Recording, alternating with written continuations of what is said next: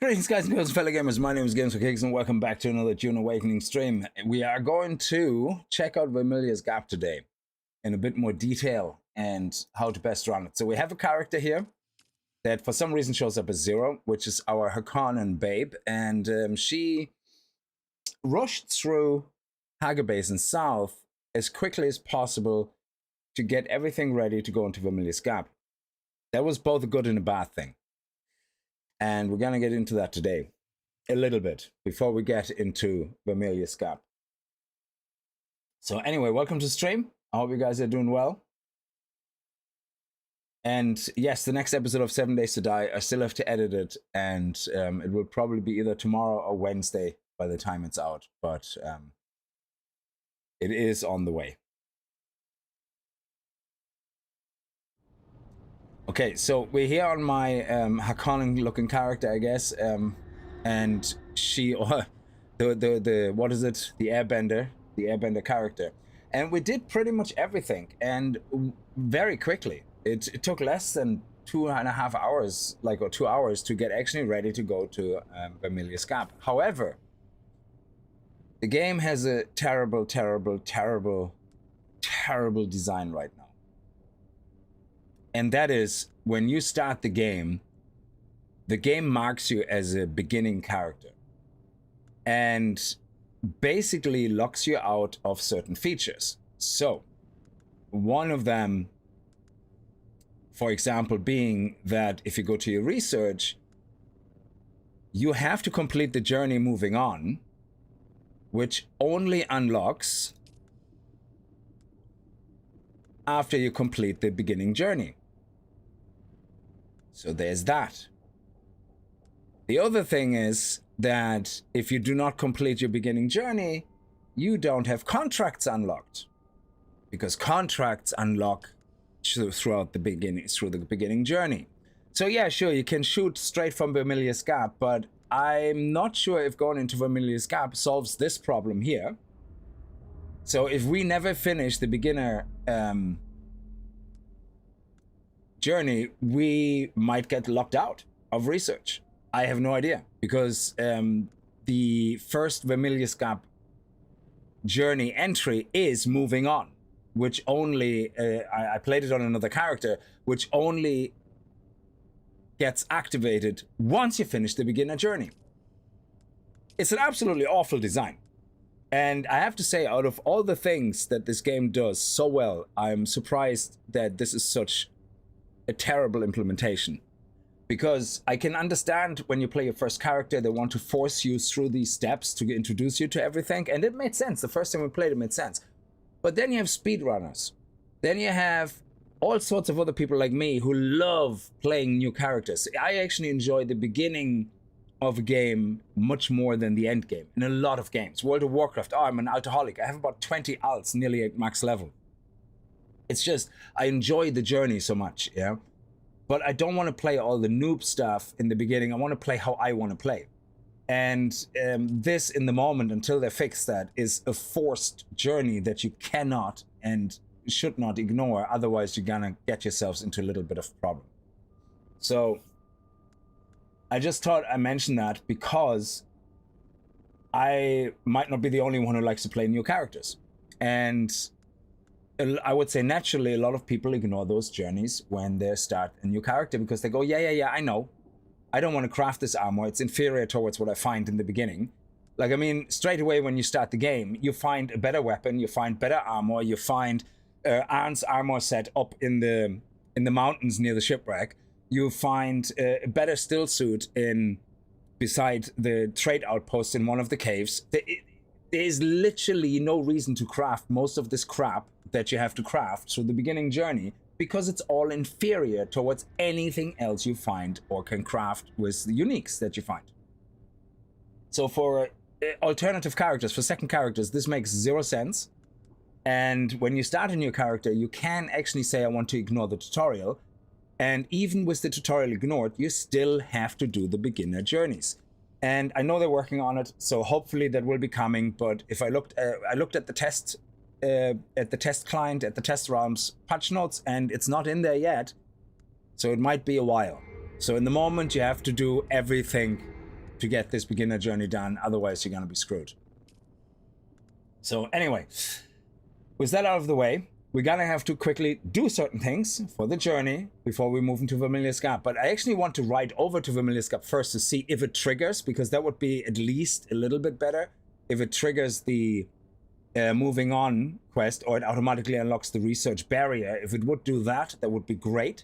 Otherwise, it is really bad. You have to really do it up front. The only thing that you otherwise lose if you move to Vermillius Gap, if it unlocks that journey automatically to get you past that barrier, the research lock, is that you don't have contracts, because the whole contract system is locked behind you doing the beginner journey. So yeah, it's a bit of a pain in the balls, but it is what it is. Let me just pop out my chat here so I can see everybody. There we go. Beautiful. So, Drax or Fizzlemax, how are you? I don't know who anybody is. Crimson Dragons, I know who you are, but based on the picture, I only see your other names that YouTube has changed to show your account name rather than your handle, so I'm sorry about that. I apologize if I don't recognize your handles. Okay, so I don't know if that made sense or if I explained it well enough, but basically we're gonna have to do these beginning journeys now. Now, a lot of them retroactively complete, which is okay, but a lot of them, they don't. So if we, for example, don't have enough... Oh, why is everything in my backpack? Hang on a second. Because, oh yeah, because we were going to move on. So we have everything in our backpack. So we have actually quite a lot. Oh, we have 10 microfiber. That's great. We need another 2 mechanical parts, because I think the journey quest is going to ask for 6 and 10. So yeah, we're going to have to do all that again. Put this here. And put this here. We're going to have to collect more ore. It's the whole hullabaloo. We have to do a whole nonsense thing again because it doesn't retroactively recognize, oh, you already collected 2,000 ore, but no, but we want you to collect 160 for this journey, so yeah. So we kind of have to go through the motions. Luckily, at this stage, I played this Haga Basin South area so much, I know exactly what we need and how much we need of everything to do all the contracts in the beginning, to do everything. We did unlock the trooper, I believe. Yes, we did. So that should make things easier. Now, we have to go back into the lab to get an item.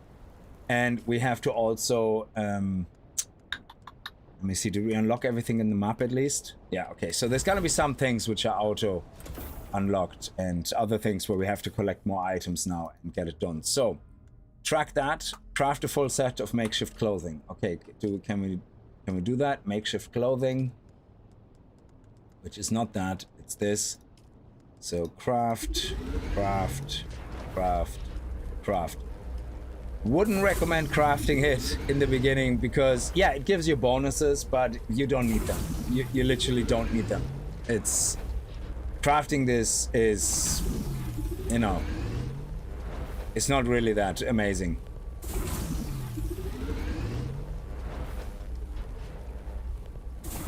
And it wants to put us to put it on. The war of assassins has left debris scattered all over this sector. Salvage metal from the wreckage with your cutter ray and use it to make a Mauler. That is an ugly helmet. Don't let the Imperial disdain for ranged weapons lead you astray. Okay. Very few people are foolhardy enough to use shields this deep in the sands. And that is to your advantage. Now, they see the way it says salvage metal using cutter ray. You can't see it because my face is over it. But actually, I can show you here. The next step in the journey is here, salvage metal, you know, is the cutter ray. We already researched the Mauler pistol, so at least it knows that, but we still have to craft it. It's a shitty pistol. We have better, but we have to craft it. So luckily, you don't have to salvage again. You can go to your inventory if you have the resources and just plop them in and plop them back out. And hey, you know, there it is. Crafting a Mauler pistol. I don't know if it actually recognizes a Mauler pistol from the inventory. If we would have one, that would be good. Is it actually improvised Mauler pistol? Is that it? Yay! It actually recognized it because we had it in the inventory. Awesome. So we didn't have to do that again. Craft a respawn beacon. Okay. I think I researched it and yeah, I just never crafted it because I didn't need it. Okay, so now we're gonna have to blomp it down. This used to be Fremen territory, but the War of Assassins and the Sardaukar pogrom put an end to that.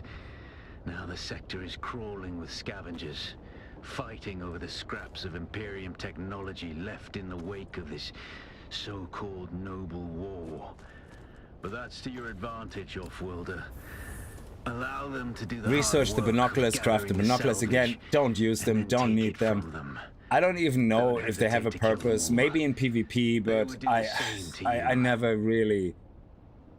Like, I think the way the combat works with PvE specifically, there's absolutely zero benefit for you scoping out a place, trying to see where everybody is. You're literally better off just running in blindly and just, you know, gauging the situation, trigger everything on the map, and then run out and lose their, you know, their aggro and pick up a couple of stragglers. That is way more fun than you sitting there scoping everything out, because you can't mark the enemies. If you could do what you can do in other games where you can look through the binoculars and mark the enemies so you can see them on your radar, yeah, that would make sense. But this literally completely pointless. Absolutely pointless in my opinion. I just don't see literally any use for it. I know it has a use that it shows you, oh, if you see a camp, it shows up on the map. Seriously? Once I have the whole map uncovered, I know where the outposts are. That's all I care about. Outposts and caves. And I have to walk through the map anyway, so uncover most of them anyway. I don't really care about doing all the camps. So I think it's a bit of a useless thing, the binoculars, to be honest. Unless, again, it is a PvP thing. It's just, I think it's a waste of time and resources to actually do it. But here we are. We have to do it for the journey, which I didn't know you had to do. Yeah, the binoculars are more of a game feel immersion. Absolutely agree. Yeah, so I don't think they're useless. I'm glad they're in the game. Sorry, I don't think they are meaningless. That's the word I'm looking for. They are not meaningless. They have a place, and some people love playing like that immersive. Go scope a place out, then go and strategize an attack when literally there will be no difference if you just YOLO it and run in and just take everybody out along the way.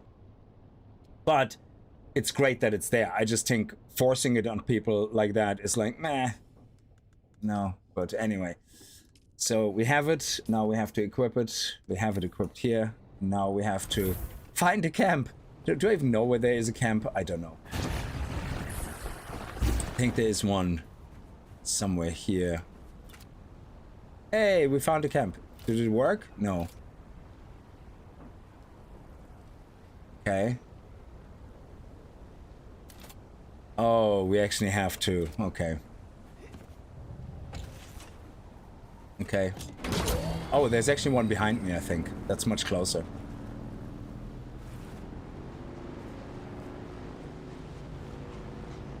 This one right here. There we go.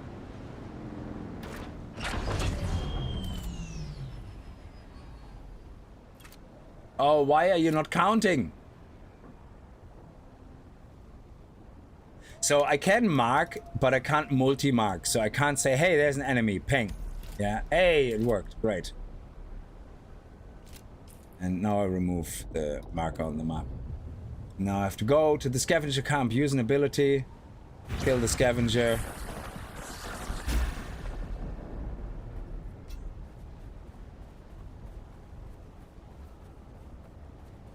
Someone's here. They're here. It's obvious you've had some training, off-worlder, but nothing can truly prepare you for what the desert has in store. Oh, we have no stamina. Skills. Open the skill menu, close the skill menu. You're easy prey to the sandstorms that sweep across the desert. Those storms tear flesh from bone and shred metal like paper. Unless you'd like to share a cave with some scavengers, Your best bet is to build your own And I shelter. definitely want an option to shut Build a the hell construction Santara tool up, because after playing this for place the out a 10th sub-thief time now, at console. least, I'm not joking, You'll 10 be times claiming a minimum, portion of the planet's I just surface do for not your want to very hear him own, anymore babbling on or about the rather same thing. borrowing it from the Emperor. So, I'm a little hazy on the specifics. yeah, let's do that. Let's do that. What else did we need? Oh, it's 150 stone. Of course, we don't have enough. What else do we need? Salvage metal. I think. Oh, we don't have enough either. Crap. You see, I literally collected thousands of these. Like, well, not thousands, but like at least 500-600. And used them for different things. Let's do that. Now, at least that is completed. Okay. So let's head over, and you have them all in your inventory. So you can't just have 110 in your inventory, take them back out, and then have another 5 or 10. You have to use everything at the same time, and we collected so many of these already. I mean, the game literally should just say, oh yeah, you already collected this, so let me just tick it off. You're clearly a pro player, you've done all this. Where is a rock? There's a real problem finding rocks here in this area. Because we're not surrounded by rocks, you know, so it's kind of tricky to find a rock. There's one right here, actually.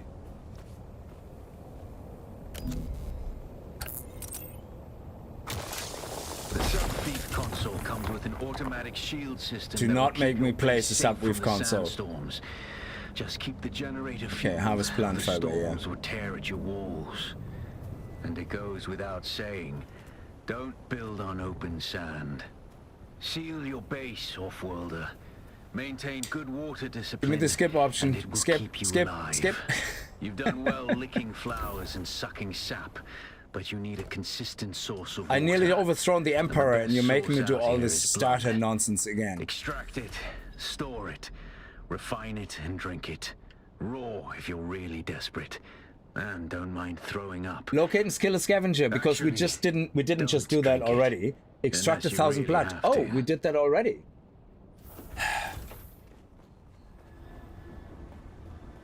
Yes, we did. Yes, we did.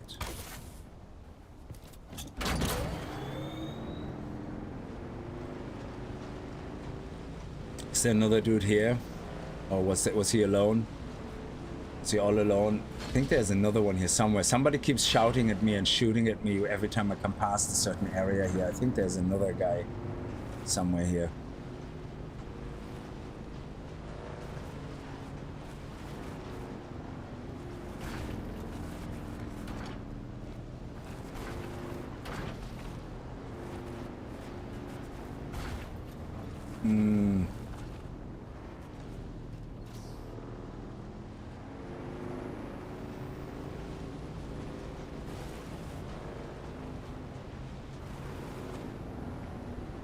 Oh, there's another camp over there.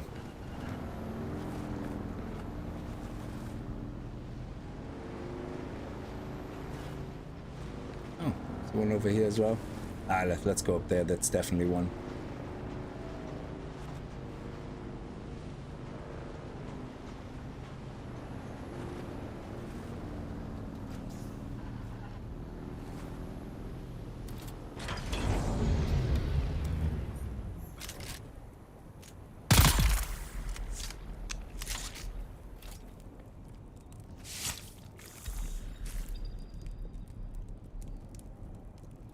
Okay, what now? Oh, okay.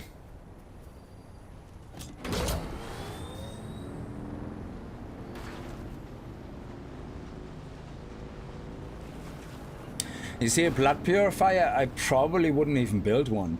Like, if you're rushing Hager Basin South, I don't think we did build one. I think we just ignored it, because why build one? Just keep drinking the blood, you know? I mean, sure, you get 25%, 25, whatever, a bit of a health penalty, but it's okay. You have bandages, you know, about 1,000 of them, so it's okay. Oh, there's another camp up there.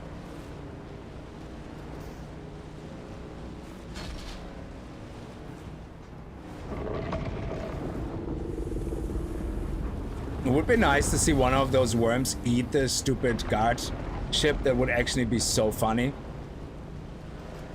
It would be a little bit immersive as well, you know, for these noobs to get eaten like by someone, like the worm.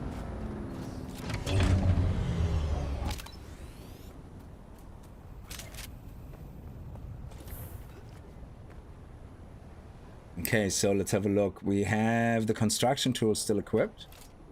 So blood purifier, fabricator, refiner, blood purifier. Okay.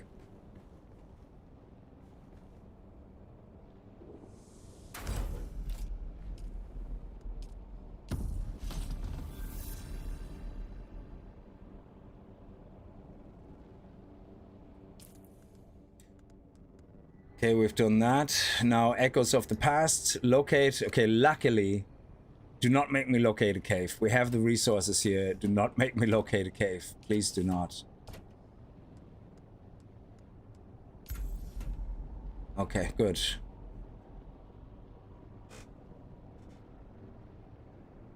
Again, salvage metal. Jesus Christ. Oh, okay. And of course it's not enough. And we don't have enough ore either. Oh my god. Okay. Oh, copper ore was only 12. Fiber, plant fiber, we have that. So all I really need is salvage metal.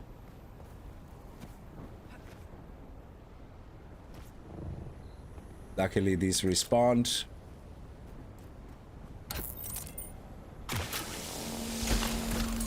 Because the one thing that was really noticeable was that we didn't have any contracts in the last stream when we started this character. I was like, where's all our contracts? And I thought I missed something, but yep, it's locked behind the beginner journey. If you don't do them, contracts won't be a thing.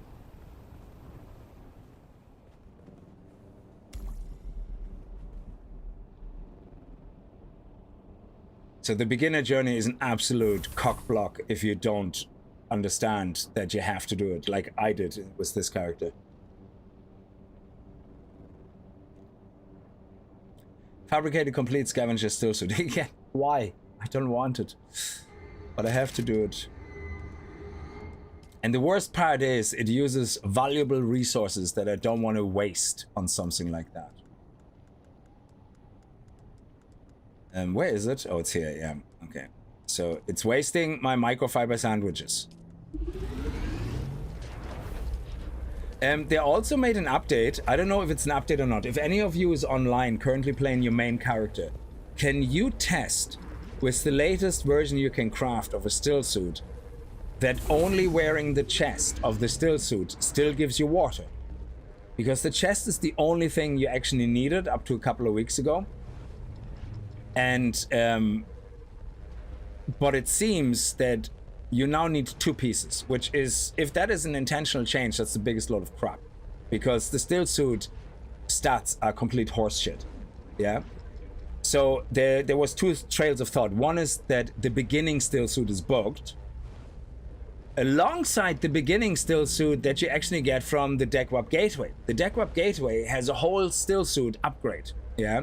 Basically, you have a tier 0 stillsuit here, and this is the tier 0.5. So tier 0, it's because it's, well, tier 1 is copper. So tier 1, and this stillsuit is a tier 1.5. It's called the hollow stillsuit. And the hollow stillsuit item that you get from this outpost is, can be either the head, the chest, you know, whatever. I got the chest on another character that I was recording a video to do an efficient run through of this after I figured all this out. And it doesn't work either by itself. You need 2 pieces, not of the same suit. You have to have this chest, at least. If you have this chest, it's fine, but you need then from the other stillsuit at least the hands or the helmet. So, oh, Crimson, that's great. So you're getting water just with the chest, so you have no other stillsuit piece equipped, yeah? Because that is the key difference here. With this stillsuit, does not work. So hopefully that's a bug, because if they actually intentionally need you to wear at least 2 pieces, that would be crap. Because the loss of stats you get makes it the most useless armor in the game, in my opinion.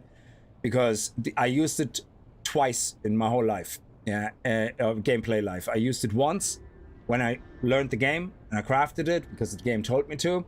and then I replaced it with armor because I had a litter John. I never needed it again.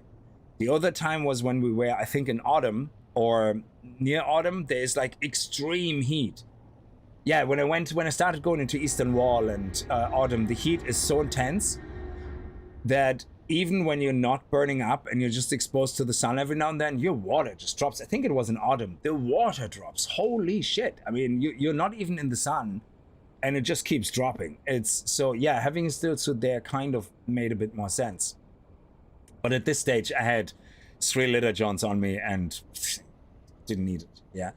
But it is interesting, you know, that the Stillsuit is a very lore-driven part of Dune, and to me, it's literally the most useless armor in the game.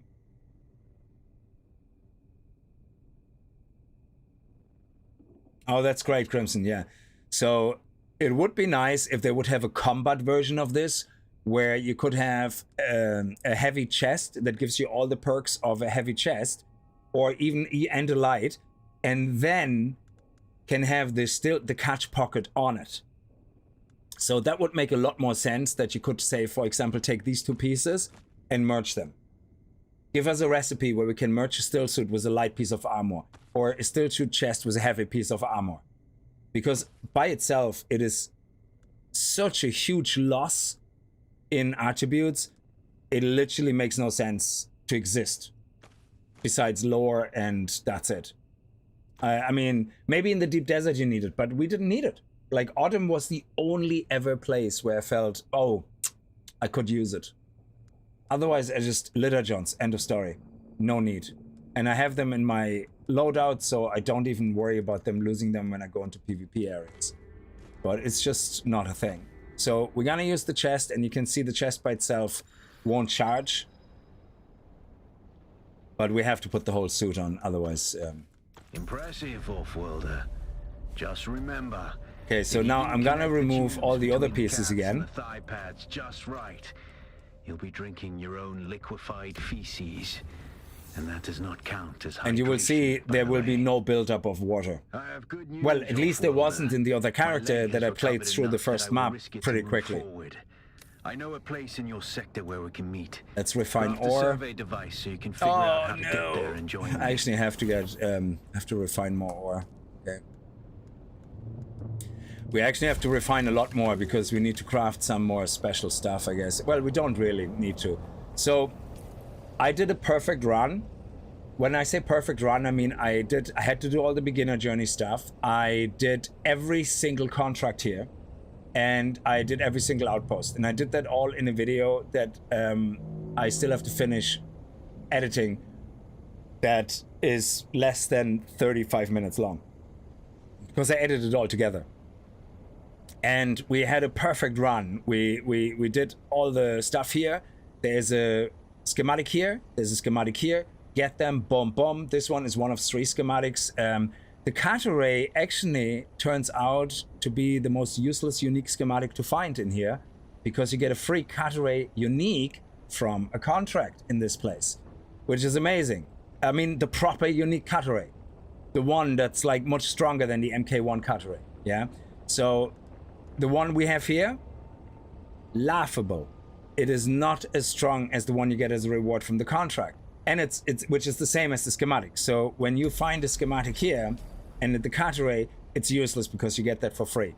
If you find the MK1 Old Sparky, the power thing, it's kind of useless because it's 120 power. The one you can craft yourself is 150 power, so it's kind of useless to a certain degree. The most useful one here is the engine, because it gives you, it can have an engine drop here out of the 3 schematics.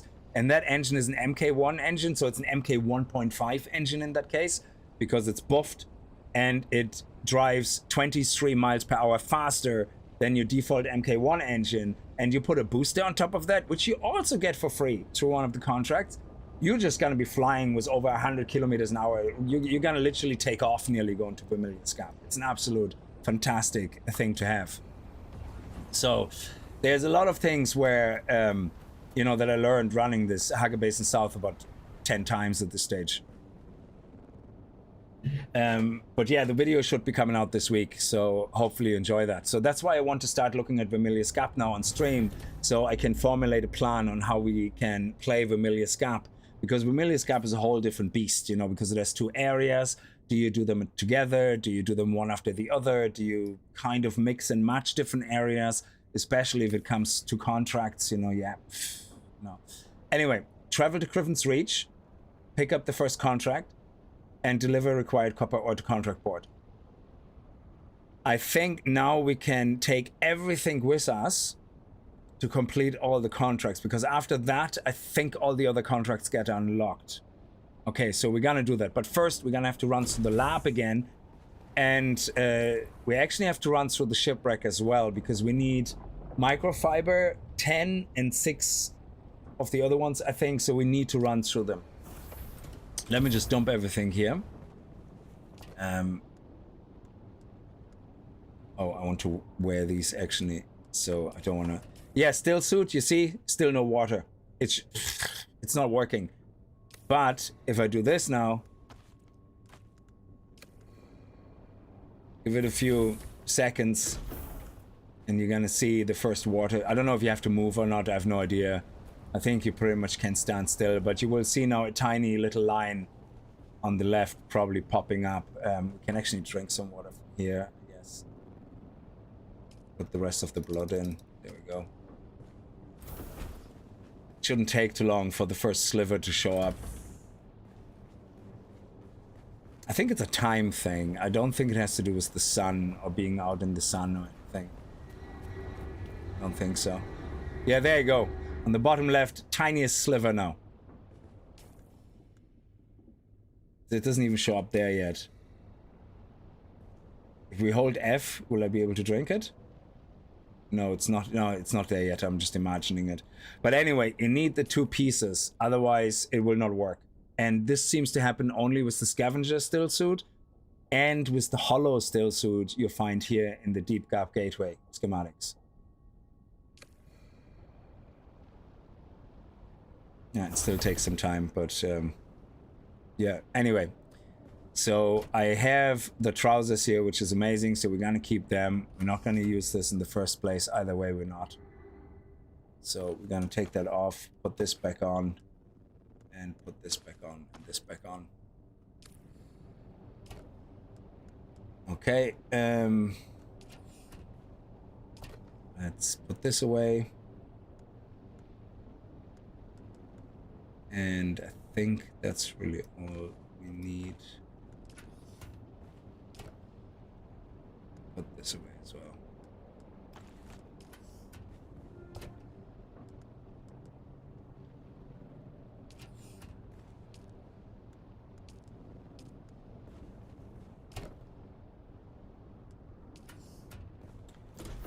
Okay, let's head over to... Let's make one more blood bag.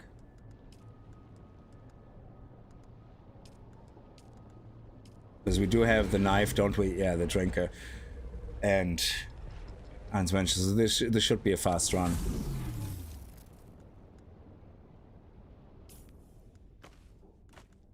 Okay. Don't need that. Let's throw that out. And we should have the litter John in there, even though we don't have any water, but that's fine.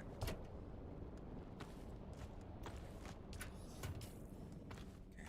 Now we're going to quickly run through the lab.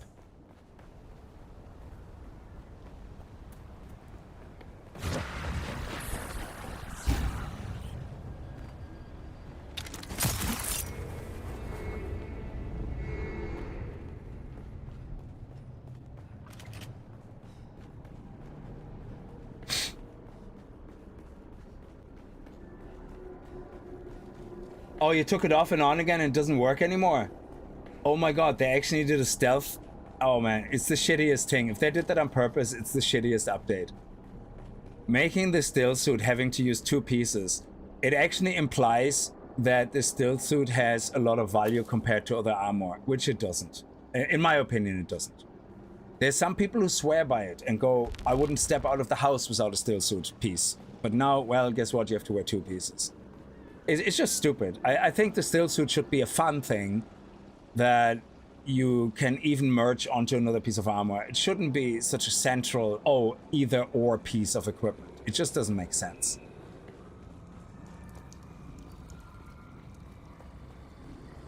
Welcome to Desert It already Botanical takes up 2 Testing slots, Station exactly. number 2. So now you have to have I am 3 the slots station sacrificed. That is supervisor, Dr. Ronald literally Greer. over... That is nearly 20% of blade mitigation. Rick, how are you? That's crazy.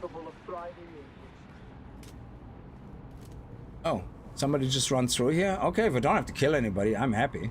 Let's get me some water.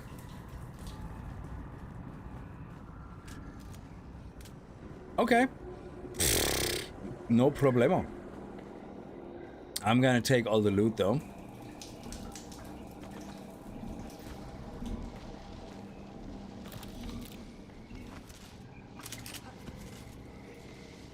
Every time I want to get out of here, I do that.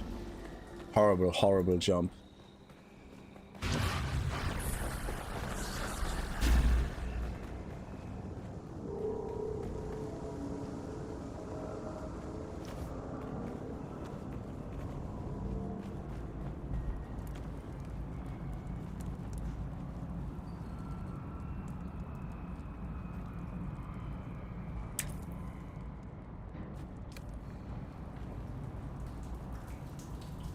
Now, they've definitely changed it also that if you have the contract item in your inventory, you don't seem to get it again.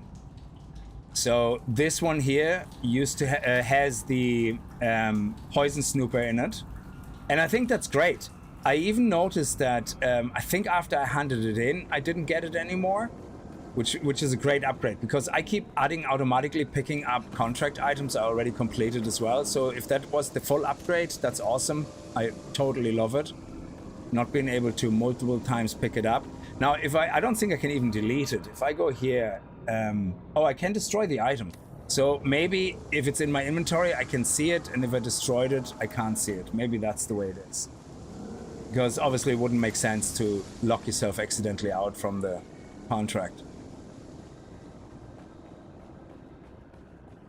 Okay, great.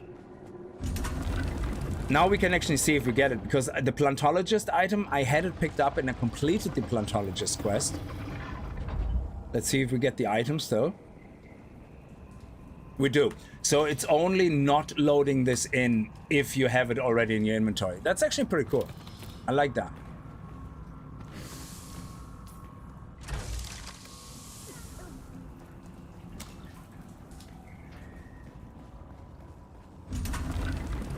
Now, there's also another contract item in here, which I never saw and only figured out recently. Okay, let's get some blood. There we go, and get more. Thank you. Double dipping in the blood. Oh, dude, look at you. Right in the ass. Boop. Love it. Now we have boss time. I'm gonna get my ass kicked. Ooh, actually, what is that? Oh, it's a PSU. Don't need it. If you run this, just to let you know up front, yeah? If you run the lab, pick up any engine and any dread, because there will be a contract where you need an engine and 2 dreads. Don't craft them yourself if you get them from the lab. But otherwise, you need to craft them yourself, because it will be a contract. And you want to do that contract because you're gonna get some awesome stuff as a reward. Can we just shoot him through the shield? Doesn't look like it. Ah.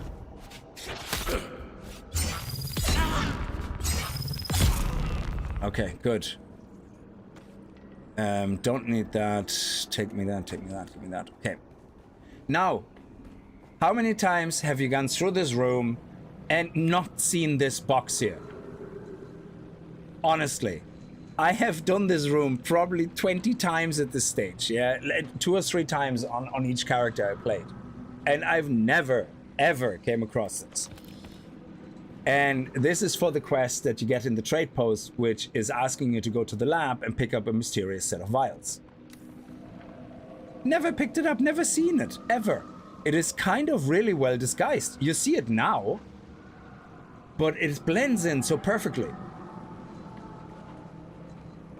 Never knew it was there. I'm sure anybody who did the quest knows it's there, but if you have never done the quest, which I never done because I never, like when I started playing the game, I didn't know the contracts had worthwhile rewards, so I kind of ignored all the contracts. I was like, yeah, whatever, I don't need to do them. But now that I started playing more and more, I was like, you know what, let's do all the contracts and let's see what they're about. And yeah, the problem is if you don't know this up front, you're gonna be running a lot to and fro, yeah? What is specifically shitty about the first area is, if you're new to it, yeah? You're not gonna craft your first bike until the game tells you to, because you don't know any better, yeah? But if you don't craft your bike, you're gonna have to go to the trade outpost by foot. You're gonna have to go all the way back to the lab. You're gonna have to go all the way back to the trade outpost. The next quest then says, oh, hey, can you get me this shit? Oh my fuck, I have to go all the way back to the shipwreck, all the way back to the lab. And that is all before the game tells you to craft the bike, yeah? The way they've progressively designed the beginner journey to tie in with the traveling through the desert is the biggest, oh my god, pain in the ass. Literally the worst designed parallel activity to your progress. They're literally, one of the very first things they should push you for is literally do the beginner quest, whatever, but do it progressively. Yeah, like have anything with the beginner journey happening near here where your first trial is. Then force people to go near the lab or shipwreck so that they know, oh, I have to do something here. Maybe I should build my first base here. Don't tell me to build my first base at the arse of bloody Haga Basin South. That's the biggest load of crap, yeah? You should kind of make people aware that it might be worthwhile to build a base near certain specific POIs. And then push the bike straight away with the first Imperial testing station as soon as possible. The beginner journey makes you run around the whole map several times to and fro like a stupid idiot by foot before it tells you to craft the bike. It is the worst designed progression ever in any game. So, and that was my rant for today. So you actually, when you have the very first experience, I think it took actually away from the experience to the point where I said, fuck, I'm not doing these contracts. I'm not running all the way back there. It's not happening. You know? And then when I got the bike, I was like, oh, I want to get the hell out. I'm going to keep that. I'm going to take this. That's it. So you kind of get fed up with the running around if you're new to this game and it's your first character, because it's fun and enjoyable at first, but a lot of times you would even miss that there is a quest giver, like the what you call it, the trooper quest line, that it's there as well. You would miss that too. Welcome to Desert Botanical Testing Station number 2. So, which means you don't even get the claw unlocked or whatever unless you pick the trooper as your starting class. Oh, did we not pick up the? Of course we did. Otherwise, I wouldn't have been able to go through here. The hell?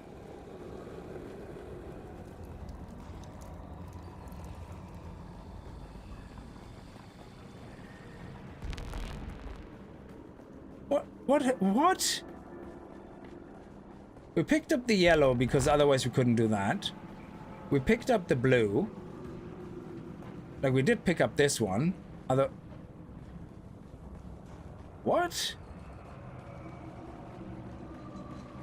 Hang on a second. Is there another one that I just happened to miss now and I always picked up without even noticing?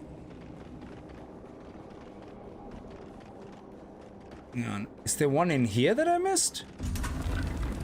When did that change? I never had that issue before, ever. And I've run through this like in high speed several times, like a dozen, up to 20 times. Okay, I'm not missing anything in here.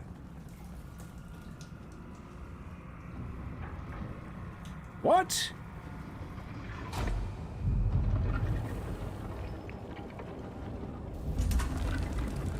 That is crazy.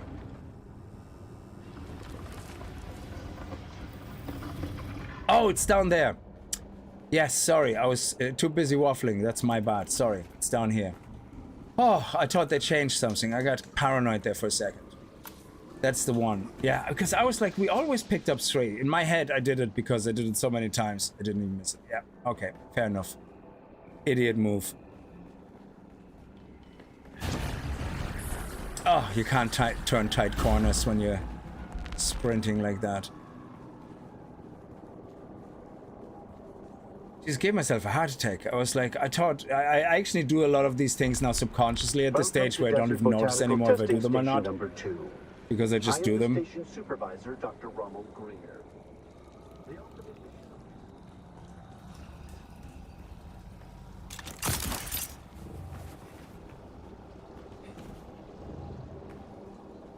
Yeah, because you want to get the resources here as well. Actually, this one here we don't need.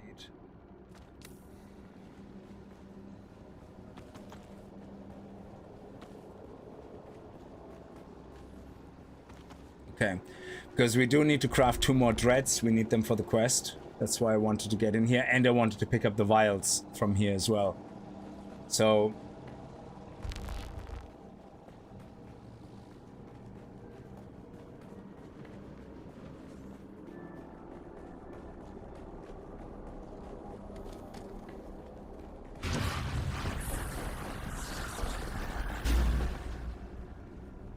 now, hopefully we're gonna get enough of the other components, or the other quest that comes after that.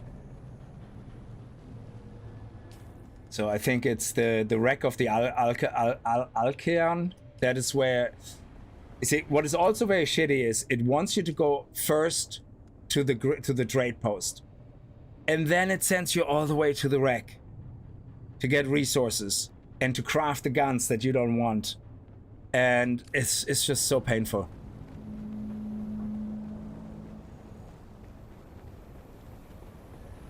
Yeah, so if that is now a permanent change, that the Stillsuit now requires 2 pieces, including the chest, which means you sacrifice 3 slots, it's gonna be a no-go for me.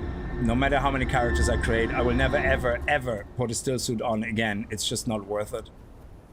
I just rather have the extra mitigation and more power and less stamina cost. It's just really not worth it at all. Unless they tune up the heat so much that you need it, but then why force me into it? If it's such a shitty piece of armor, why force it, you know? So anyway, let's put everything away from here. Let's learn another copy of that. Can't hurt. This we're gonna keep. So what we're gonna need for the quests, and I'm glad I have this because I think one of the quests is gonna be to craft one of these, and we don't need to do that now.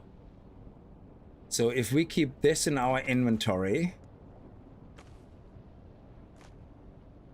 let's keep this as well. We are gonna need 1 Holtzman actuator.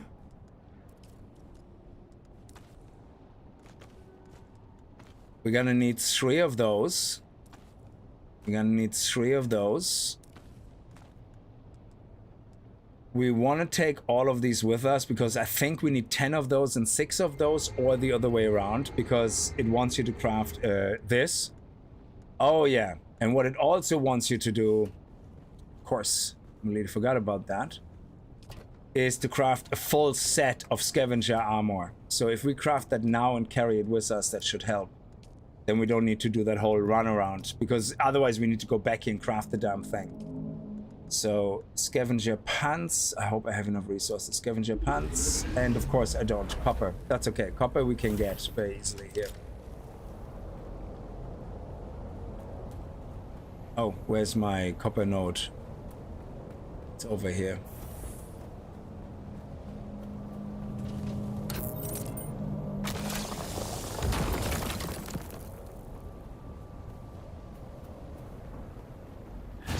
We have another one over here.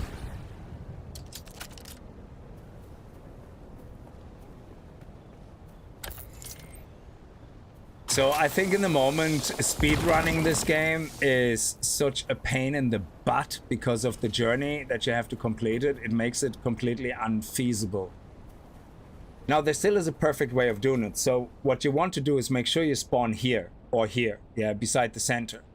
then straight away go, if you want to optimize your intel point run, I would say, and the schematics that are useful, then definitely, well, you might not care about schematics because weapons might not be as interesting and all that stuff. So if you don't care about schematics, just straight away do these 4 intel things. And the reason you want to do them is because they give you enough research points to unlock the first hurdle, because to unlock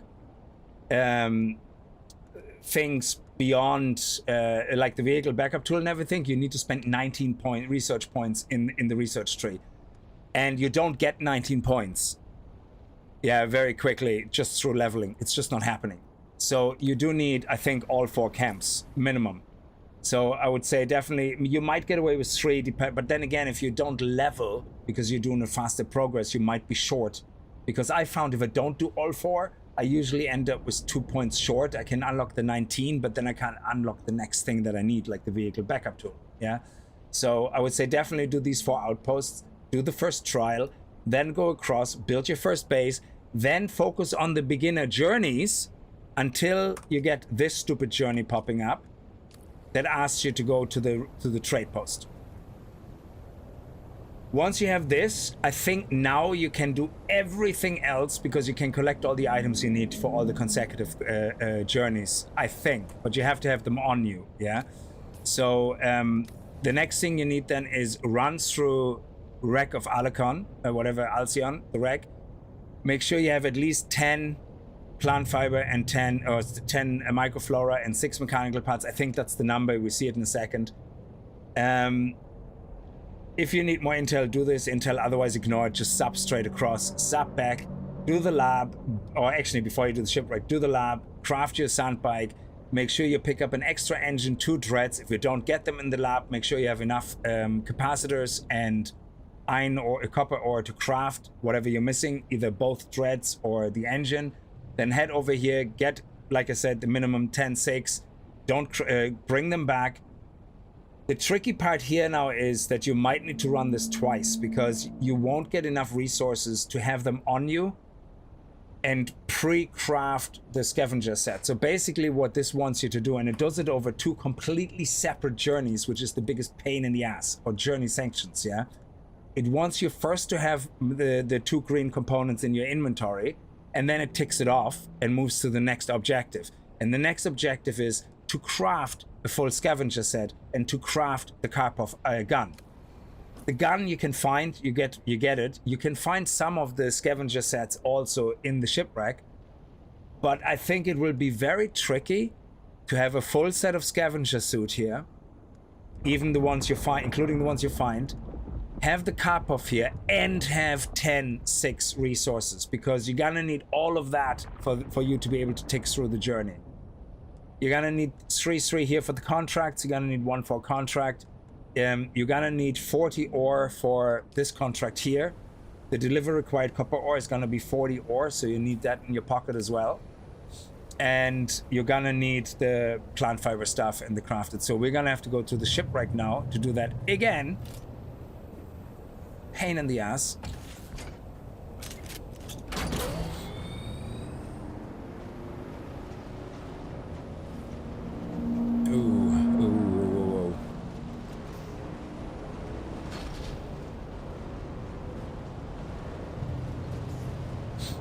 So if you want to do a speed run, it's gonna be very tricky, I think, to do it in 1 visit to the shipwreck. Because I don't think you're gonna have the ability to do it with the resources you get. I don't think so. I think you're gonna have to run it twice. And which means you have to wait 45 minutes between the 2 runs. So it might be a wise idea to run it very early on in your progression, straight after the first trial, then go to the lab, run the lab, build your sand bike, do all the other journey quests until you get to this one, and then hopefully everything respawned inside the shipwreck, that you can run the shipwreck a second time to get the rest of the resources. So here's my ID. I require assistance.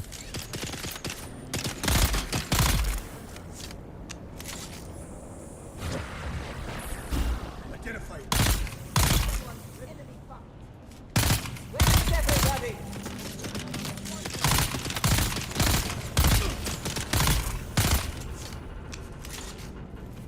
There's some ammunition here if you need it.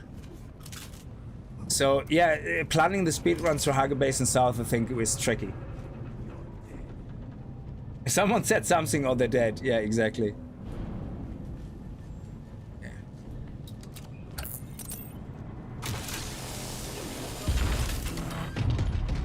So if we look through here, we don't need that. We need that, we need that. Take the money, this is useless. Actually, I'm gonna take them because I think if I use a recycler, I can get another bit of components from that, and that might actually work for a speedrun as well. Okay, let's see if I can parry. Target found. I cannot parry. Hey! Nice.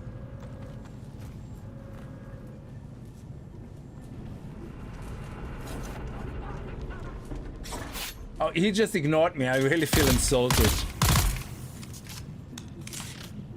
Okay. So, again, chest. This, pick up the contract in here. It's not there because I already have it. It's gonna be this item here, Holtzman amplifier.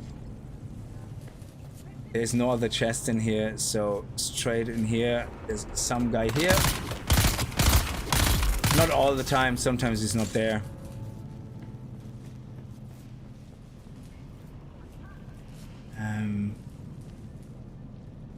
Okay, nobody here.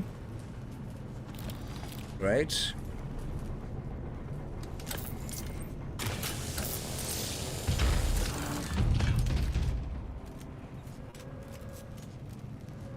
Get some bandages.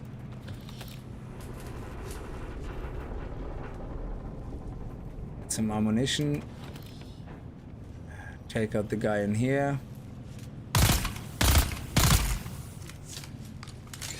There could be two guys in here. No. Okay. Let's take that.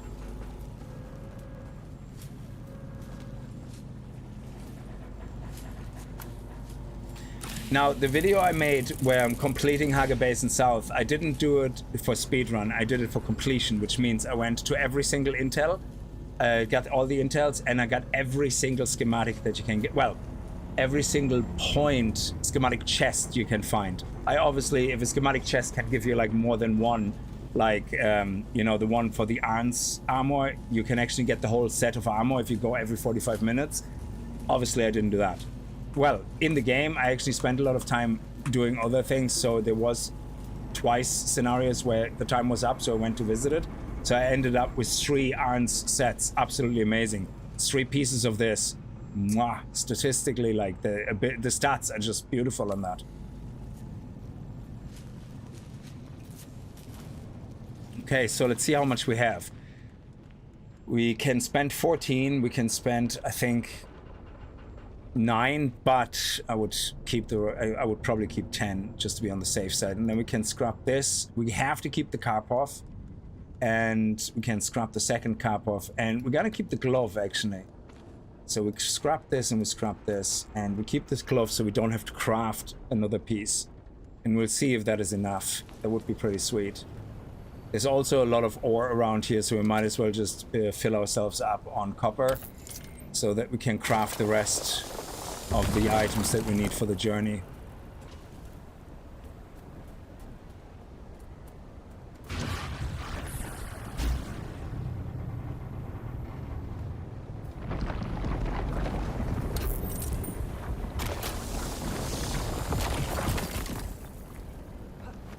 So yeah, it makes the speedrun quite interesting to figure out how to most efficiently complete the basic journey alongside everything else that you need to do. And I think you need to complete the basic journey all the way. Otherwise, again, I think this will stay unlocked until you did the journey moving on, which just doesn't exist until you do the beginner journey. Actually, that's something I want to try out. Let's hop onto our bike quickly and drive into Vermillius Gap to see if the journey triggers moving on, because if it does, then you might only have the issue with contracts, which for a speedrunner might not actually be important anyway. to do all the contracts. And they might not even give a shit about the classes, because why unlock other classes? The only classes you need is literally the ones I have already. You don't even need the plantologist. If you're doing a speed run, I would say all you really need is the trooper, and that's it. Unless you just go with Ben and Jerry and that's it. It depends how much time you save by picking the trooper quest, instead of just moving on to Vermillius Gap and building your first sandbike. Probably that's why they did it that way. I don't think they want to discourage speedrunners, to be honest, because they did answer in an AMA that they do want to get rid of the beginner journey for people who played the game already. They don't want to get rid of it. So I think in the AMA, somebody paraphrased it like in a Reddit post, that they said they either want to add a veteran mode, where if you select that, the beginning journey just either doesn't exist or it gets auto-completed, and you basically can play the game how you want, which I would love. I would love this, yeah? Make all the journeys optional. Nobody gives a shit if you complete them or not. Just don't physically lock things. So if you would have a veteran mode, this would not be a thing. There should be absolutely zero locked behind any journey, except the trials. The trials make sense because you have to do the trials anyway to get certain items, but theoretically I can play the whole game without ever doing a trial. The downside is I won't unlock the first Stillsuit, which is shit now anyway, that we need 2 pieces. It's like a 3 slot sacrifice, it's nonsense. You need it for the Fremen tent, which is not that important unless you're a speedrunner who goes through the desert a lot and you need it to hide and to drink. And it unlocks the thumper, which is not really important, I guess, unless, again, part of speedrunning is that you need to get certain resources, so you use a lot of thumpers to distract the worm. But yeah, so if you could you get away with not doing any trials? Sure, I guess you could. But I think speedrunning this game, the roadblocks will be resource gathering. You know, how do you get the quickest way to the buggy, to get to the Ornithopter? You could actually skip the buggy, go straight to the Ornithopter, and the goal of speedrunning, I guess, would be either all the trials completed as quickly as possible, or entering the deep desert the quickest way, regardless how prepared you are. I don't know. What would be a goal for speedrunning this game? I have no idea. I don't know. You know.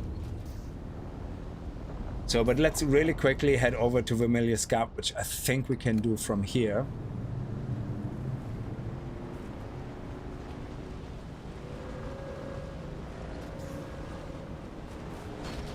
If we lose the bike now, so be it. It's fine. I don't mind. But we just built a new one. But I just kind of really want to see what happens. If we get the journey or not. I think that's an important research step.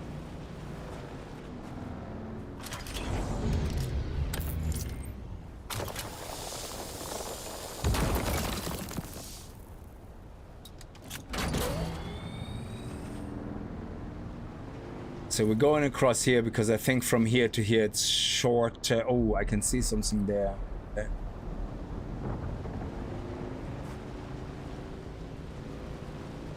I think it's shortest from here to here.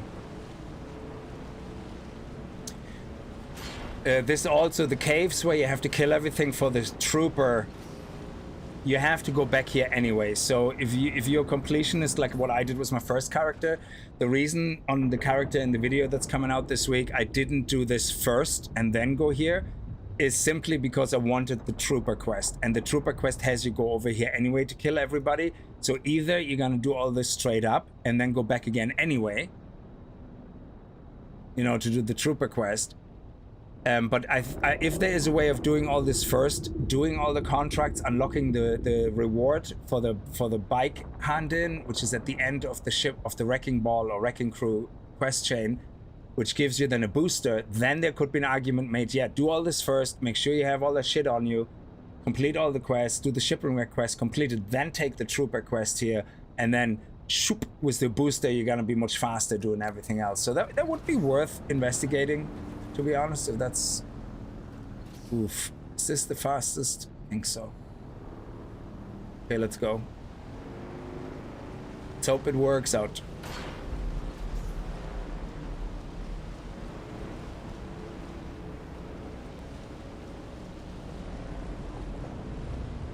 Yeah, there we go. That's it. Over there. That's where we want to go. That's the one.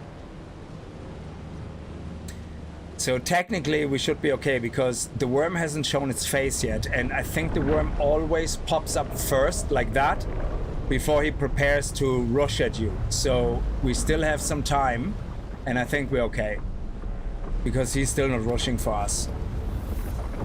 Oh, moving on becomes available. Awesome. Now that is actually really, really good. Okay, that is, oh, that is good. Now, the only problem we have is that the contracts are still locked. So by not doing this, the contract board will be empty. So,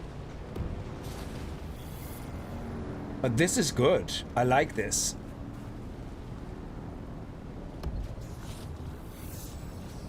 So, and unlike the beginner journey, the new beginning journey, this journey here, you can all ignore.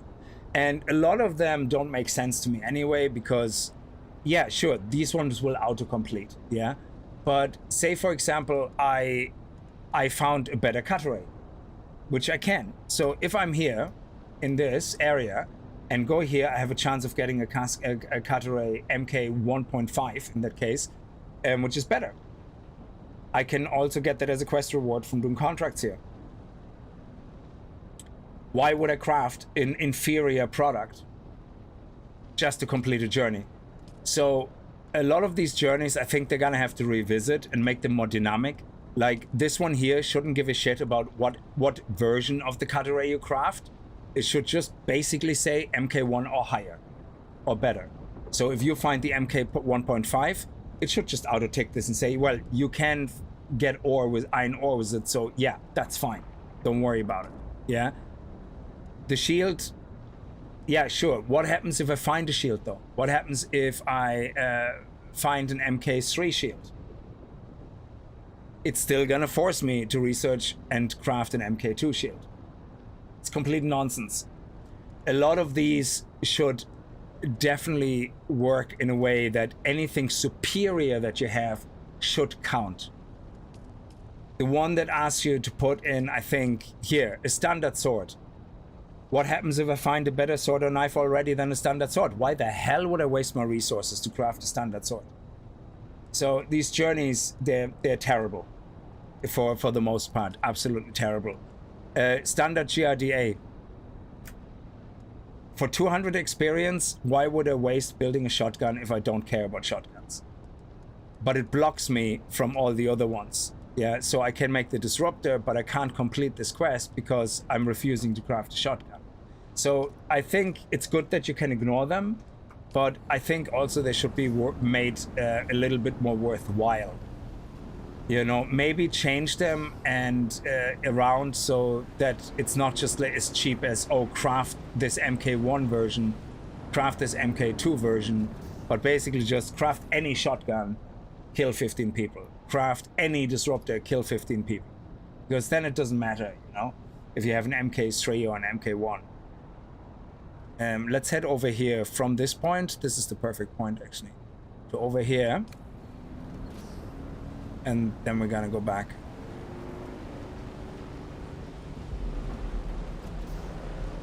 The worm is not gonna get me. Oh, well, now it's gonna get me. I know it's gonna have to get me now.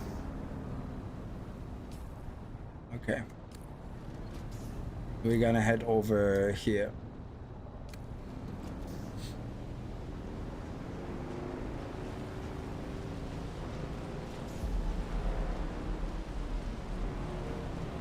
Well, the tunes are going downhill, so we should be okay.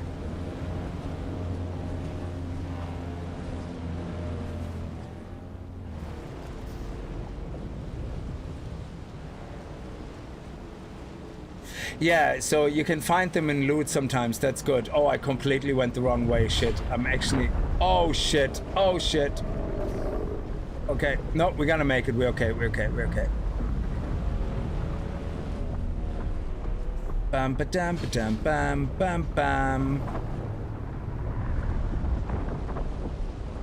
Thank you. Thank you. Thank you.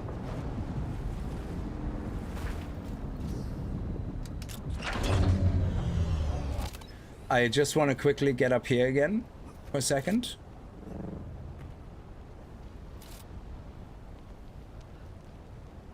Stop glitching out, you dumb shit. Jesus Christ. There we go.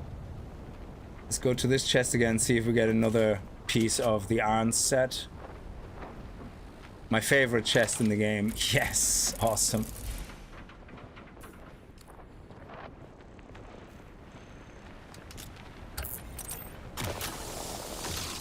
Oh, we're full. Okay. And drop that. That.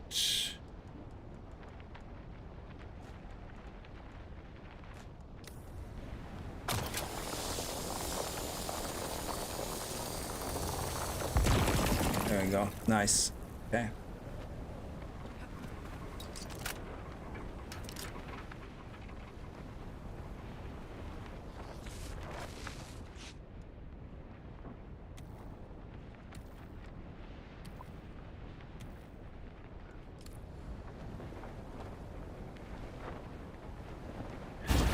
Oh shit, bag. That went complete.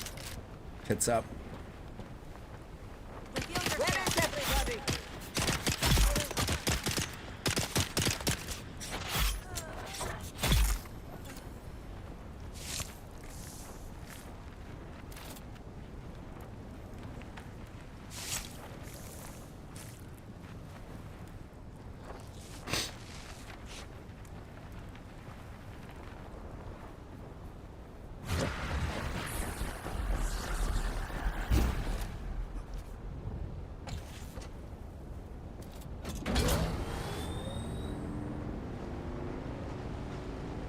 You gotta be on the worm's watch list by now, I know. I got eaten on one character by the worm, but that was intentional. Because I was testing if we still get a free sand bike. So I spawned a new character, walked a few steps, got the beginning sequence out of the way, went back into the sand and waited until my ass was eaten. And it takes actually quite a long time. Even getting intentionally eaten takes forever. It's crazy. So yeah, I think in Haga Basin it's very hard to get eaten. So let's read this. It's great. Let's read this again and let's make all the ore. There we go. Nice. That's definitely enough ore for everything. Let's put that in here. It's crafting more ore. We need this. Now, this. We already have the hands. Okay. Now, we need the boots.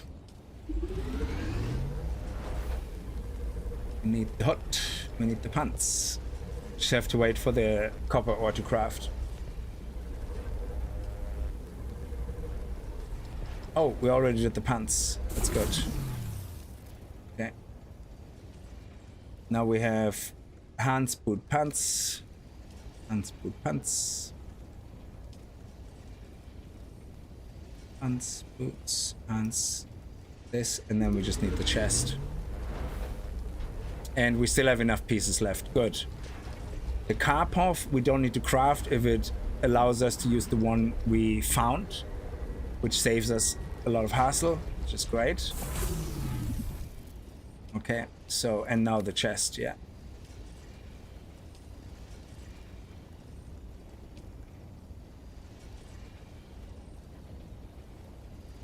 Your spacebar is broken. Oh, this is the new one. This is no, this is my new character. So I was rushing with this character in a previous stream through Haga Basin very quickly, and we got ready to go to Vermillius Gap. one thing I noticed only when I wanted to also make a video series of Dune Awakening, but not in a complete new perspective. I want to kind of know more what I'm doing. Like the video series wasn't like, oh, let's figure out the game. You know, it was more like, you know, this is an efficient way of going through, not speedrunning, but this is an efficient way. So in the video series, my aim was to do all the outposts, get all the intel, find all the schematics. Now there's Map Genie, you can find them all, you know where they all are, but actually get them all. Yeah, there's one here. There's actually also one here for a Mauler pistol right here in this area as a cave with an amazing Mauler pistol. That Mauler pistol is actually the same, slightly faster RPM and higher damage, 10.8 damage per bullet, or 10.4 damage per bullet. It's like a machine gun. Literally, it's like the Karpov. Ba, ba, ba, ba, ba, ba, ba, ba, ba. You hold down the mouse and it's literally like the Karpov. It's actually 6 RPM faster than the Karpov. So it is definitely better than the Karpov, but it's a unique Mauler pistol. Yeah, it doesn't have a good range. It only has a 38 range. So in my opinion, this Vengeance is still better because it does only 7.8 damage, which is basically 2.6 less than the Mauler pistol per shot. But the Mauler pistol shoots as fast as the Karpov, while this one goes 3 shots at a time. So I still think this one is at minimum the same damage as the Mauler pistol, the unique one. However, this one has a 50-meter range, which means you don't have to be as close as with the Mauler pistol, which is good. So yeah, but it's much of a muchness, and I can see people liking that Mauler pistol because it feels like a little Uzi. It's absolutely amazing. So, but yeah, there's loads of useful schematics here. Like, so that video run is going to find all the schematic points of interest, get all the intel, do all the contracts, all the side contracts, everything. There is a contract or two which I might not have found, which are randomly in a camp. Like, I know there is a contract actually here in this outpost. There is a chest which has a contract, not a contract item. It's just to hand in 40 granite stone or some nonsense like that. But it is a contract. And then there's somewhere down here a camp as well where you can find a contract. But again, I'm more interested in doing the contracts from the trade post. So that's the ones I was trying to complete all, you know, with that. So we have this. We still have enough of those guys, which is brilliant. So now I need to bring... Oh, I need to bring 40 ore. Yeah, we're gonna get more ore on the way. I'm not concerned about that. We need... Do I need any of that? Yeah, we need to bring the Karpov weapon. We need to bring 1 actuator. And we need to bring 3 of those. And at least 3 of those.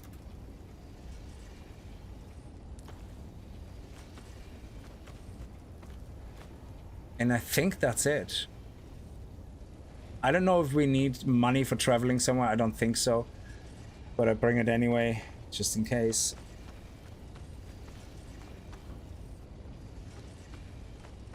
Oh, we need to make the 2 dreads. Yes, we need to make the 2 dreads. Because I didn't find any. So, dreads. Sandbike dreads, we need to make 1, 2.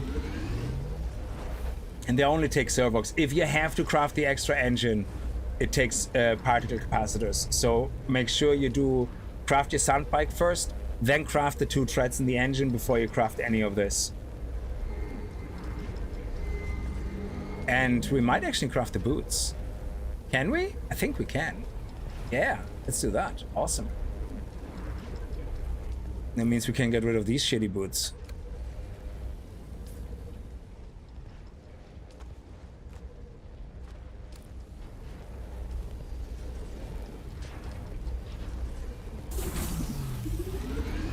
And then if 45 minutes pass, go back to the chest. Check if you get another piece. I don't think Crimson got eaten yet, Jen.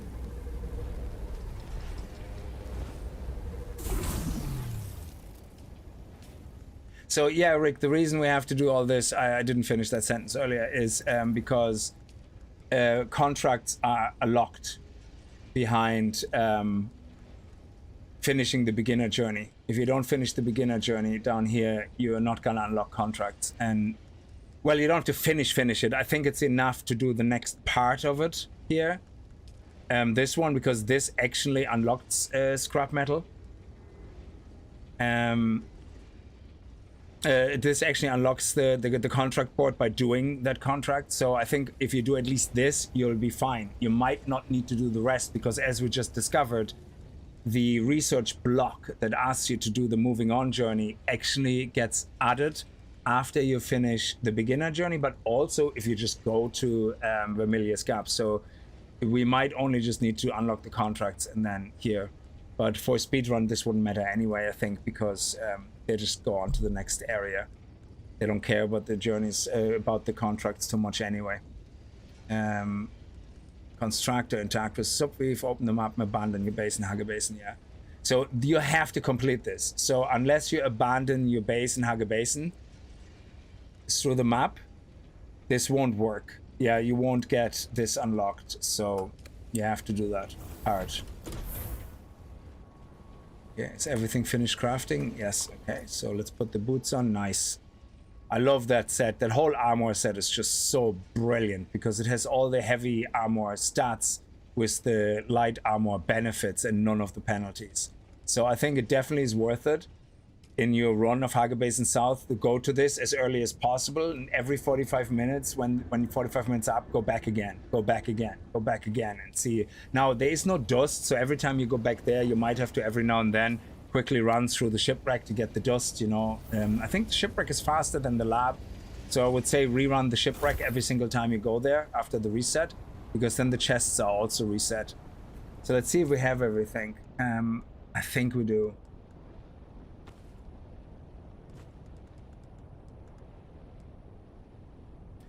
Yeah, we also have fuel, and oh, we need fuel cells. Ha ha ha ha ha.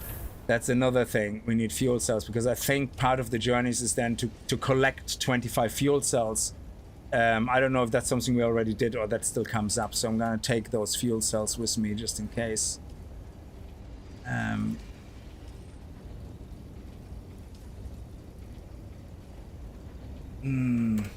Let's take 30 with us just in case. Okay. I might not need them, I'm not 100% certain.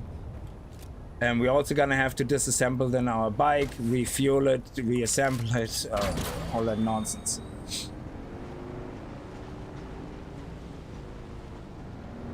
Oh, I mean the flower, yeah. Oh, sorry, you're talking to someone else. Once I pressed the wrong button, was harvesting sand.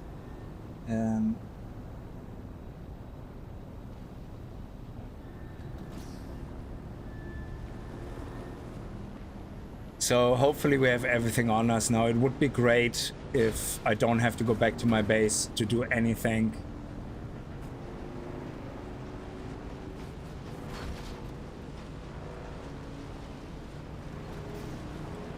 Because going to and fro is the biggest pain in the balls. And yeah, in Vermillius Gap, I don't know yet exactly how this works, you know. What is an efficient route there? I don't know, because the second trial is in Vermillius Gap East. The third trial is in Vermillius Gap West. The fourth trial is in the Anvil in East again. And it would be good to say, okay, let's focus on the trials, but what other POIs or what other schematics or what other places should we visit along the way, and what bases should we craft along the way? So there's a lot more moving parts in Vermillius Gap, and I don't know yet what an efficient run would be through Vermillius Gap.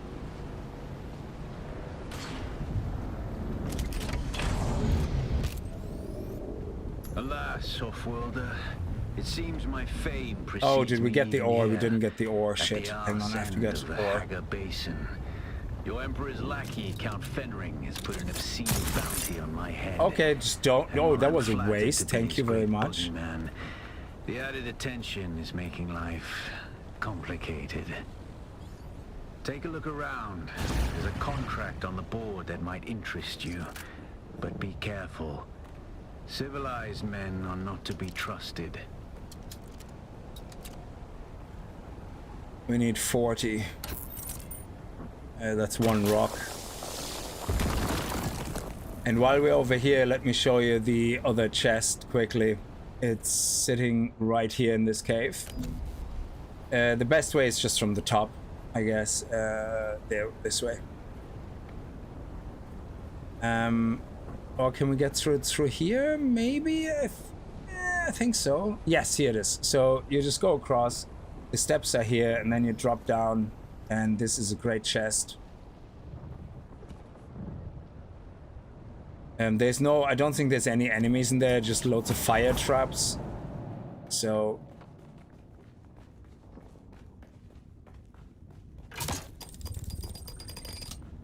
there's a chest here. There's a chest here.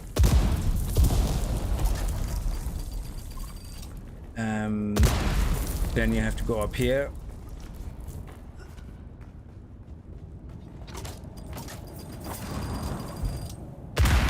Yeah, we're safe.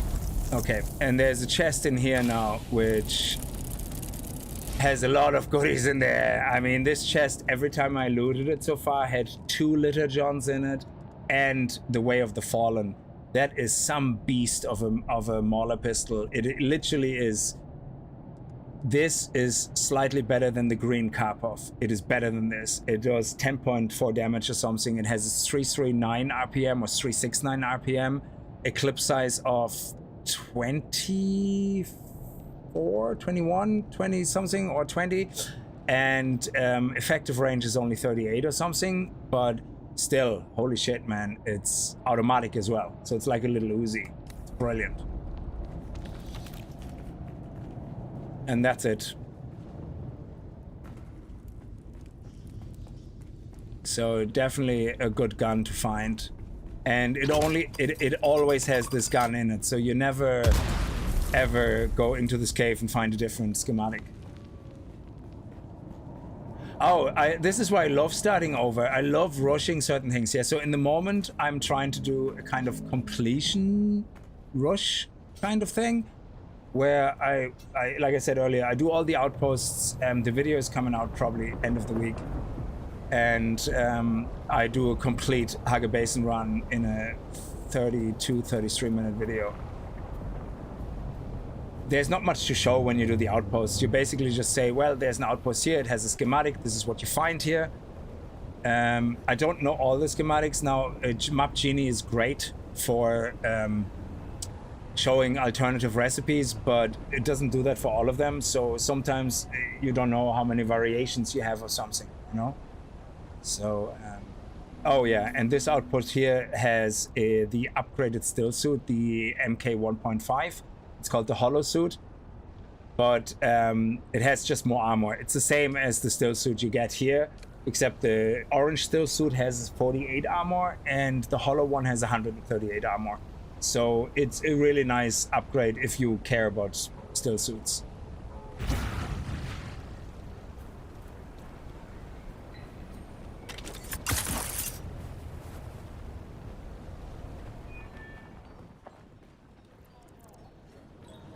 Oh, and the feeling of struggle at the start. Yeah, the amount of times I had to go in an outpost now, it's obviously all edited, but you can see me going into an outpost and then just, you know, do some quick shots, quick kills. But holy shit, there was plenty of times where I recorded and I run in, thought I could sneak, and all of a sudden there's 3 riflemen showing up behind me, 1 shield guy melee and 2 more melee without shields, and you're like, fuck me, how am I prioritizing this shit right now? Yeah, because you kind of go, I get the ranged first. No, the guys that melee you, they're constantly at you. Yeah, then you go, okay, I have to take the shield guy out, but then the other melee guys are in the way.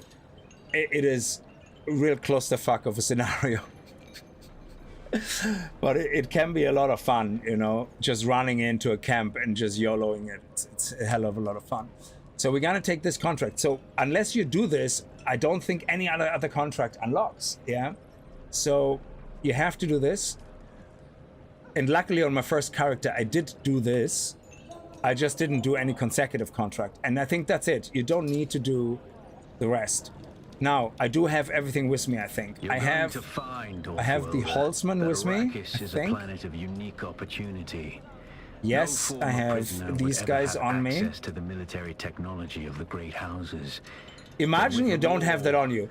chaos Luckily, there's a cave reigns. nearby. You Ships go, you get crash that, and are no shot problem. down, The Holtzman, though, sometimes spilling military and there is no crashed Ornithopter. The only way to get that Holtzman is in a crashed Ornithopter, I think, or you get very lucky in loot. Yeah, Santara, shut up.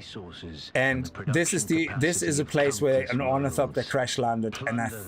Oh, is that another one? There is a shipwreck near here. Slip inside and claim your share of the spoils. There is indeed another wreck, I think. It's got a Sparky. No, that's Vermillius scap I'm looking at. No, that is it. Yeah. No, that's it.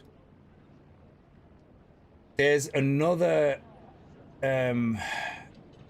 Oh, by the way, you know that Litter John schematic that the journey asks you to buy off the vendor? You don't have to buy it. If you go here, you see that little dot there, this little building, that has a chest, a schematic chest as well, and that contains the Litter John schematic, which is very handy to know if this is your spawn point, because you can go straight away up there, get your Litter John schematic, and then start your journey over there. So really handy location as well.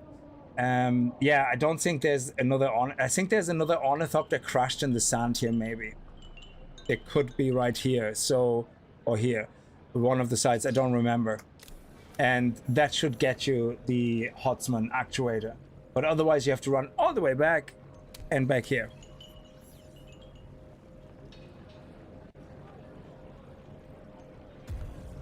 Yeah, so let's do the next part of the journey. Sorry, let's go here, contract. This one again, money and experience, yeah. Contact the issuer, get the next one. The next one now, deliver automated poison. Luckily, we already have that. That was the one that we found in the lab when we were doing the lab run. Contact issuer. This is where I usually got stuck at then. I'm like, fuck. Yeah, I didn't know I needed that. Luckily though, I now took it with me. And this one is amazing because look what you get as a reward. Sandbike inventory MK2. Sandbike booster MK2 and the Sims cutter, which is the rare unique that you can get out of one of the 3 uniques in the south of Hage Basin South, which is down here. The this one in the Broken Stone Station. There's a 1 in 3 chance you get that. So if you get that, you're screwed because you get it for free here, and you're not getting the recipe, you're getting the actional cutter. And this is a beast, yeah, look at this. This one does 48 copper and 36 iron. This one does 33 copper and 48 iron, yeah? This is an absolute sexy beast. And this is my point now, yeah? If you get this as a reward here from just doing contracts, why the hell would the game then ask you to craft an inferior product here? In the next set of things, like what is it, moving on, is it here? No, whichever it was, this one. Why would it ask you to fabricate the MK1 cutaway? It makes no sense. Like, which person would go, oh yeah, I have a much better cutaway, I'm just gonna craft this and waste the resources so I can throw it in the bin? Like, psh, seriously? This should be automatically completed when you pick up an MK2 or MK1.5 cutaway, seriously. So yeah, I think they need to do a lot of work on those journeys, to be honest. And now we need to, oh shit, I forgot about this stupid copper and plant fiber. I forgot about that. I wasn't sure if we needed it. I thought 160, yeah, that's easy though. Plant fiber, oddly enough, I don't know how easy it is to get plant fiber.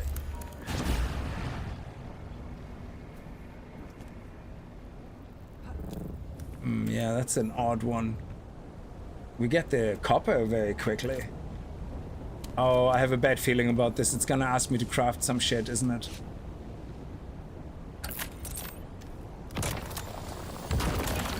I don't want to go back to the base. Don't make me go back to the base.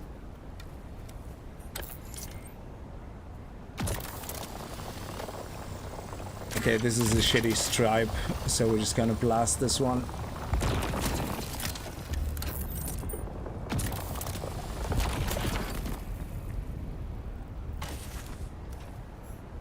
Just get rid of the heat here for a second. Plant fiber, where is plant fiber?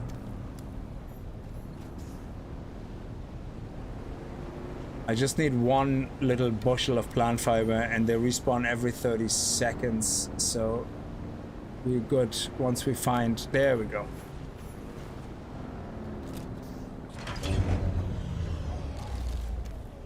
And then we just wait and let it for 30 seconds and they respawn, unless they change that again. Hey H2O, how are you? Oh, this is not where it wants us to craft the scavenger armor, but I have it on me. I have it all on me. It should ask me 0. Okay, come on. Respawn, my friend. Come on, come on, come on.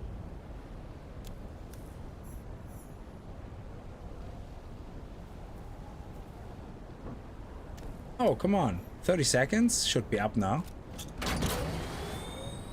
Did they change the respawn rate on the plant fiber? Oh, you're kidding me. What a bunch of dicks.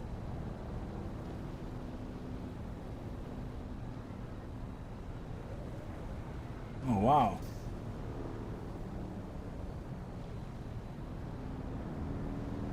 Oh, there it is. Jeez, that was more than 30 seconds. Did they change it to a minute?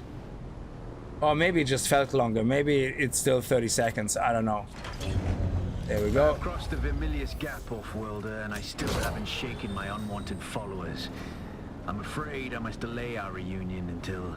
Oh my god, I forgot about the stupid capacitors. Ah, screw me in the face sideways, you stupid piece of crap. You've come this far alone. I'm impressed. I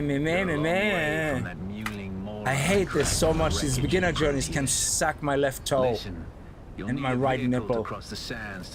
They're such a pain in the flippin' balls. Components that aren't created here on Arrakis. Arrakis has a long history, off-worlder, more than you might imagine. Some things, like the Imperial testing stations, contain echoes of the past. But more importantly, they contain stockpiles of components you'll need. Just be careful. Those old ruins are a beacon for all kinds of scum.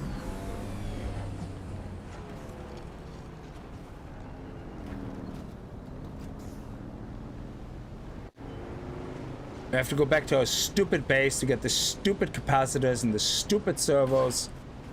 Like, you literally have to run around with half your house in your inventory, because otherwise the quests make you go to the trade outpost, back to your base, back to the trade outpost, back to your base. By the time you're finished with all the quests, you just want to shoot yourself in the penis. It's unbelievable. They're so terribly, badly designed to sync up with everything else. Oh, come on, stop. Are you kidding me right now?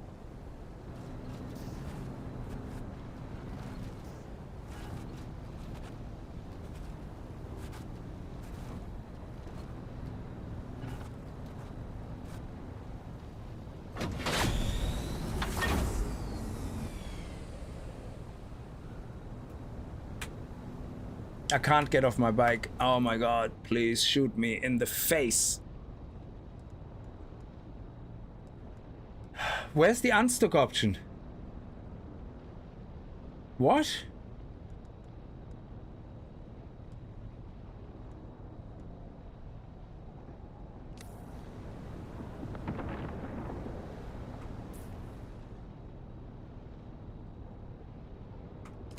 Where's the unstuck option? Oh my god, please let me get out, please.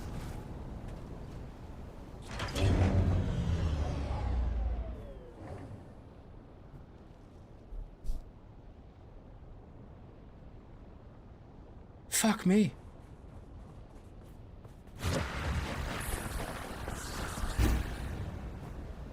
Holy shit.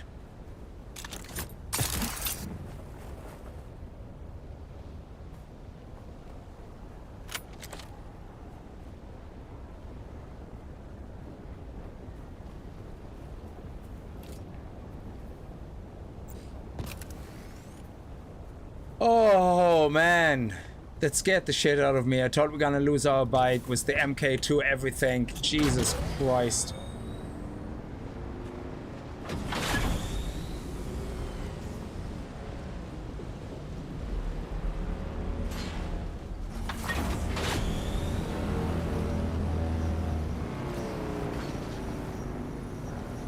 So yeah, if you would do every individual journey and contract as you come across it, you would have to go so many times back and forth between certain areas. You just literally would hate this game by the time you finish.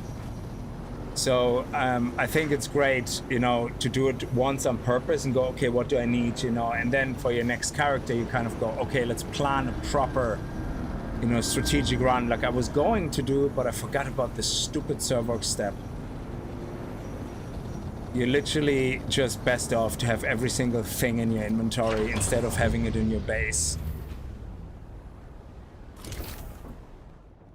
So, where is it? Here.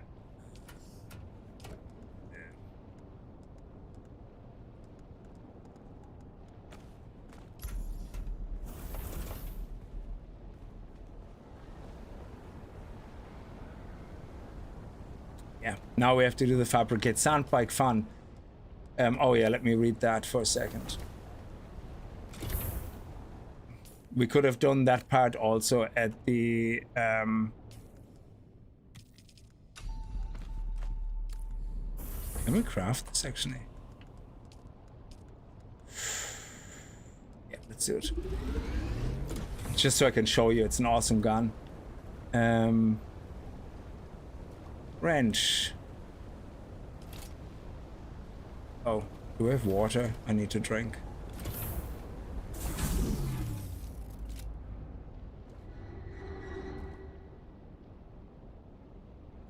Okay.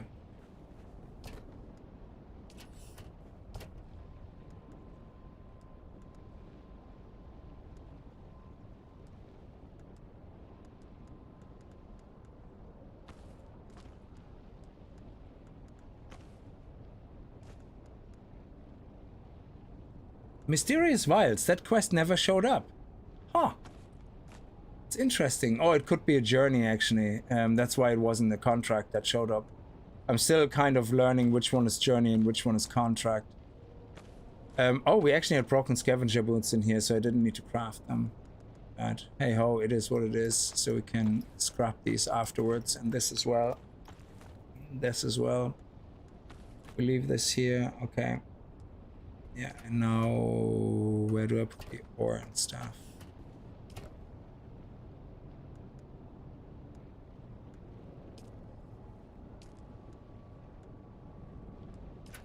And this goes here.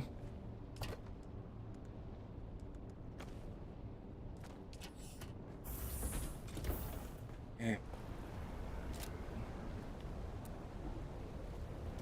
Now I have to disassemble the whole bike.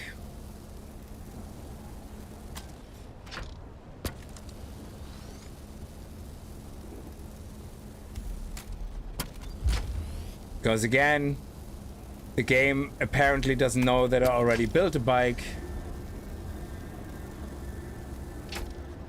So this actually is a very fast super bike because I got the recipe in the outpost at the start for the extra engine. So the default engine speed is already 93. I think it's 93, isn't it? It's the default engine here. 93.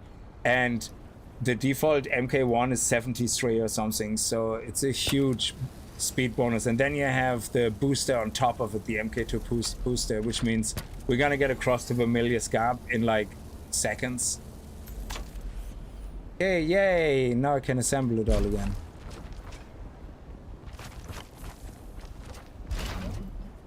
Now we need to refuel it all again. And now we can drive it. What? Why do you need me to craft vehicle fuel? Oh my god. They changed this. Constructor interact with a small chemical refinery? They changed this. Oh my god, it used to be just refuel your... You see, refine a small, medium-sized vehicle fuel. That is completed. It forces you now to construct a refinery? Oh my god, jeez. It's like they really wanted to make sure anybody who plays this a second time has the most painful, bloody experience. Jesus Christ. That is moronically stupid.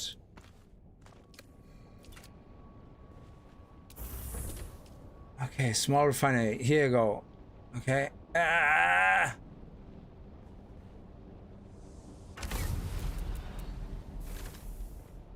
Unbelievable.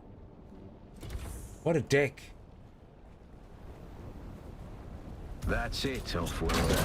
You're ready. I'm waiting at Mirzabah. That's the great rock formation that looks like a giant that's hammer. it. Done. Be careful. We're finished. Are fast, but now, nothing can outrun Shai Halud. We are going to have our inventory on this. More quickly. I'll see you soon.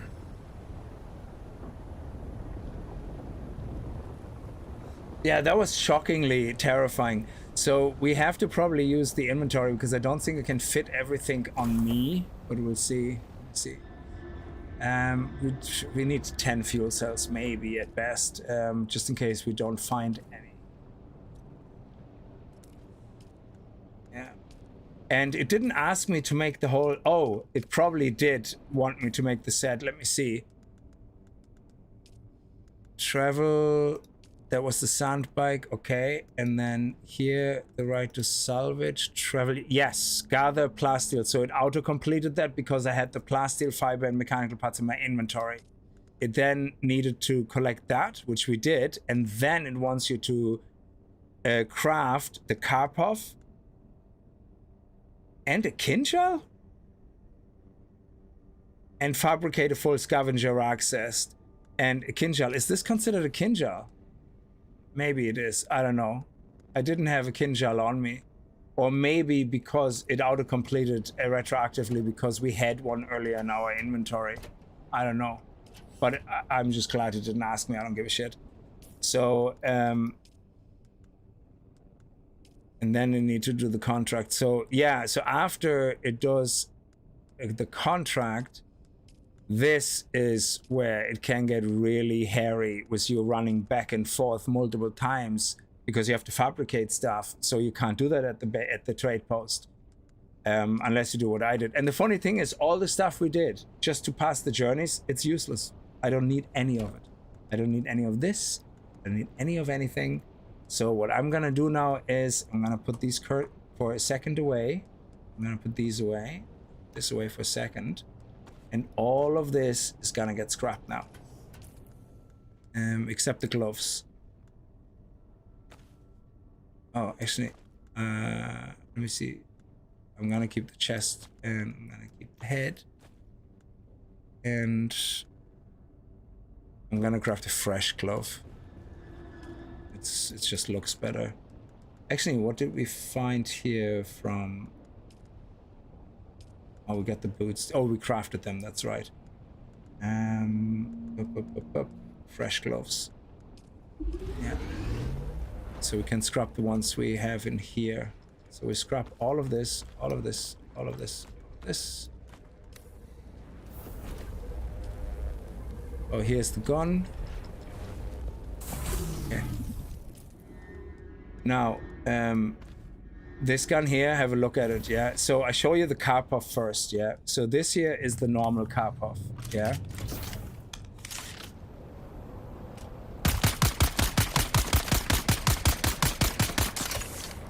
Really good gun, yeah?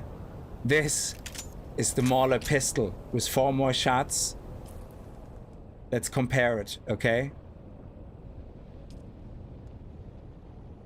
It does 10.4 damage, which is 2.8 more than the Karpov. It has 363 RPM, which is 30 more RPM. It has 4 more bullets. It has a shorter reload speed. Now the effective range is, compared to the Karpov, only -10, so it's actually really good. Accuracy is much higher at 0.9, and stability is 3.1. The other one is 0, so I don't know if 0 means good or not. I mean, it has very little sway, yeah? And again, this one is the one with 0 stability, so you have to move your mouse a little bit. But you can see the accuracy is brilliant. The triangle doesn't go open up by a lot. But this one here, it seems to open up a little more by the halfway mark. So it gets a little bit more spready. But if you do it in bursts, so this one is definitely more fun than the Karpov, I think. So if I would have the choice between these two, I would definitely pick the green Karpov. However, I still prefer the Aaron's Vengeance over this. So we have this one here. So imagine enemy over here. Because you want to do it in bursts, because if I hold it down, the bullets start way too much spreading. Yeah, so this is just, after 50%, it just gets too much of a sway. So, but then you have this one here. You just have to pull down a little bit as you shoot. Very little sway of the bullets. So I still think this does more damage quicker than this because of the amount of shots you probably miss with this. So yeah, that's just how I think about it. Well, it always retroactively it doesn't retroactively complete things, yeah? If I wouldn't have had this in my inventory, it wouldn't have completed. So if I would have crafted all of this and left it in my chest, or actually crafted it and then think, oh, you know what, this armor is better, I'm gonna scrap the pants. These boots are better, I'm gonna scrap the boots. It would have said, oh, you have only crafted half of the armor set. So it doesn't retroactively complete. You still need to put it in your inventory. So it's the same as the resources, yeah? You saw that with the servos, yeah?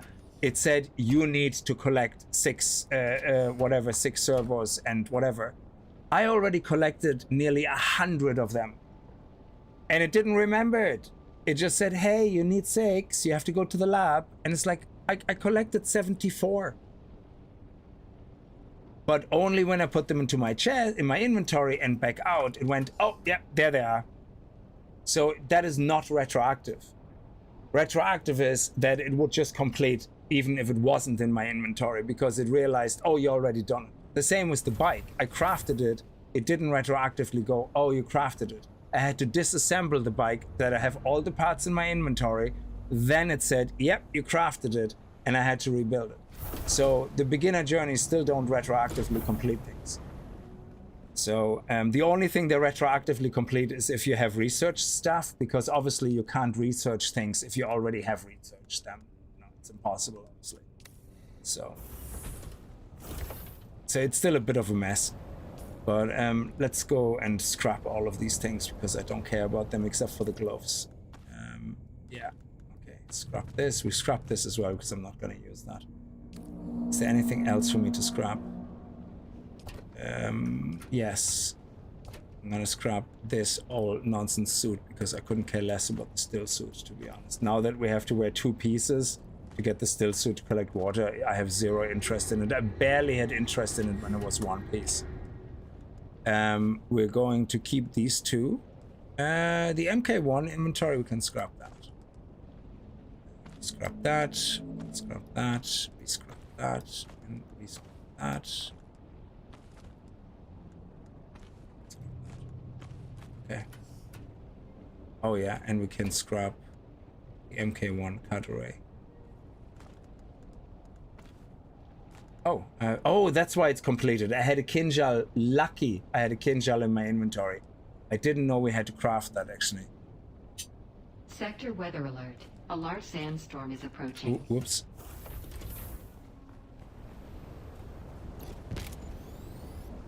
That Coriolis storm is really confusing to me. It's at 3 o'clock this afternoon. It said, "Oh, your storm is coming in 5 hours or something." Yeah, or I don't know when. So it would have been 5 p.m. my time, and now it says there's a storm coming 3 hours later. So it's like there's 2 storms or 2 sets of storms. It's really confusing, to be honest. Okay, so now we need to make the recycler. go. Okay. Car puff, car puff, car puff. Scavenger boots, kin jug, scavenger gloves. Way of the Fallen, scavenger stillsuit, improvised smaller pistol, makeshift gloves, smaller breeches, makeshift hood, sandbag inventory 1, stillsuit, makeshift jacket, scavenger stillsuit, Cadre MK1, and scavenger boots, scavenger pants, improvised cadre, and that's it. Okay.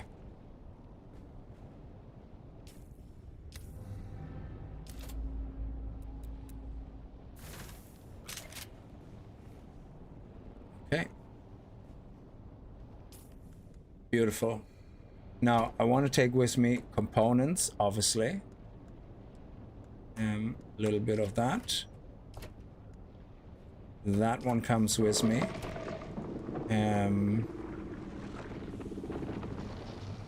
Let me see something here. Yeah, let's craft this.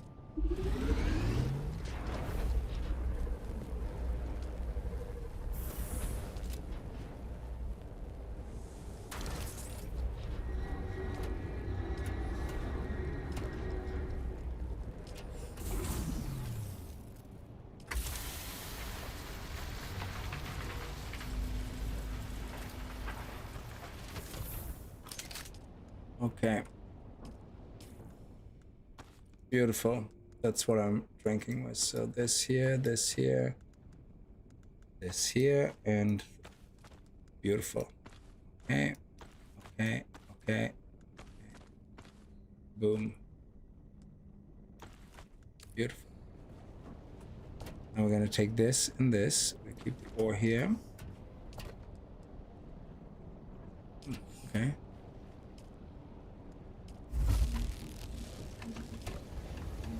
If we can, yes, and take that as well. And we take that.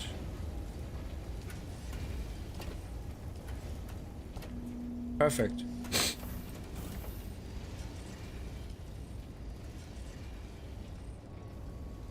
Why do I have another litter, John? God damn it.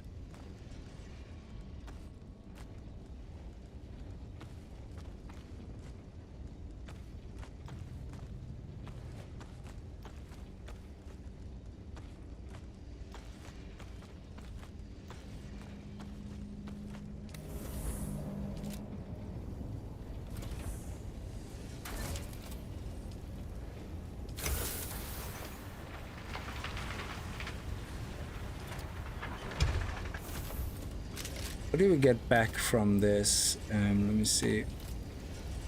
This costs... Oh, it's only scrap metal. We have enough scrap metal. We're fine. Just want to get the ore out of that one. So we just wait for the ore there to complete. And I think then I have everything on me. We obviously want to take all of that.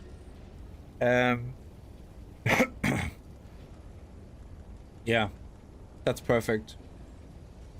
And then the plan is, now we have to figure out what is a good strategy. We obviously want to straight away do the second trial. There's absolutely no point to hesitate with that.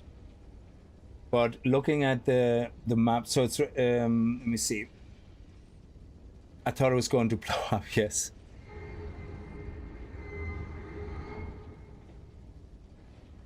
So we have to go back to the trade post first, because there's still a contract to complete for the vials. Or, I don't know, it's weird. It's gone, actually, the journey point or the contract, I believe. It's very strange. It's so odd.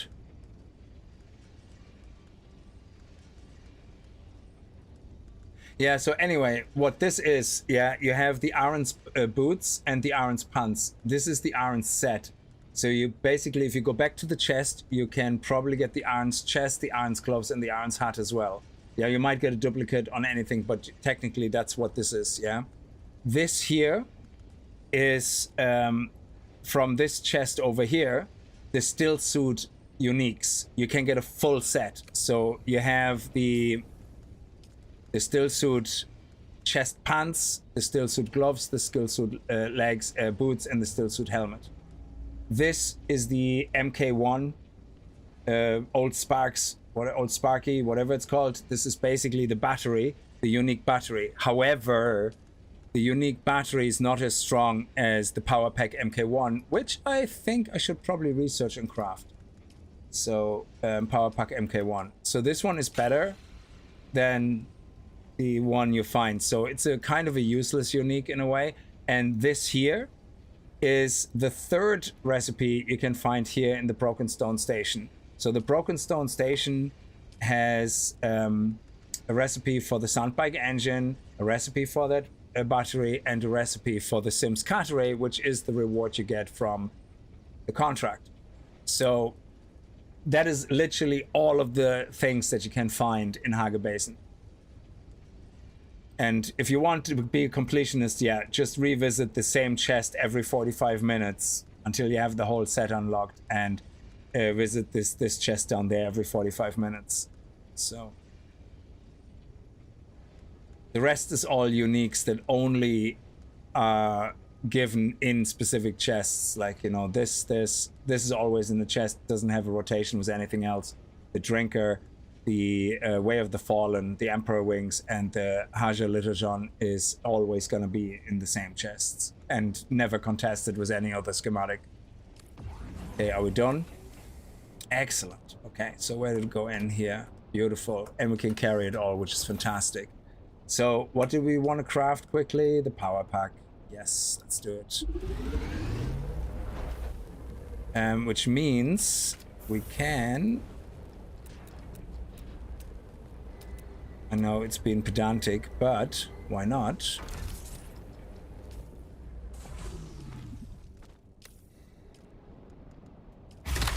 It gives us an extra capacitor back. Now it makes sense. And there we go. Nice full battery. So yeah, this is a very good setup. I'm happy with that. We could go for another Aaron's chest run, but we're better off going to Vermilion's Gap. And let's go to the trade post first and see if the thing shows up, because it's weird that it doesn't.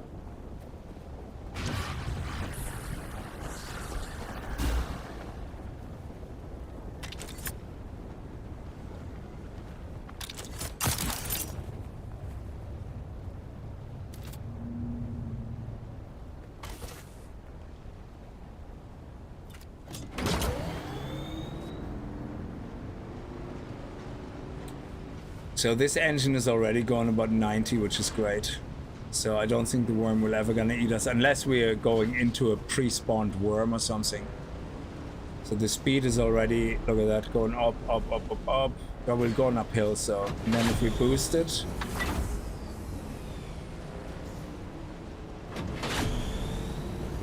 Jesus, the speed is like insane.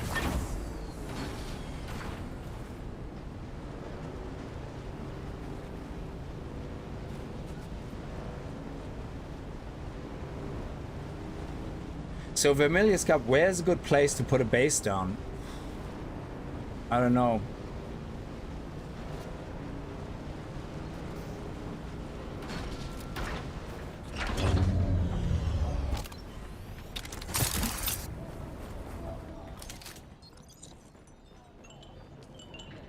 So now all these contracts are showing up after you completed the trade. So this one here is for the other place, so we can't complete this. This one here is now free there as well. And you get makeshift clothing set variants, yeah? So if you go into your character and you click here on customize, you have something called variants, yeah? And I think that came with the pre-purchase or something, yeah? But the armor actually looks pretty awesome from the Sardaukar. Looks fucking amazing. So we already have the scavenger mech variants and this Sardaukar. And by doing this quest here, we get also the makeshift clothing. So if we accept that, then deliver the vials, which are in the labs in the center green piece, where the mini boss fight is. we now have a new variant. So if we go to customize, we now have the makeshift one, which is the one that, you know, the first set of armor you craft. So you can now look like a peasant again if you wanted to.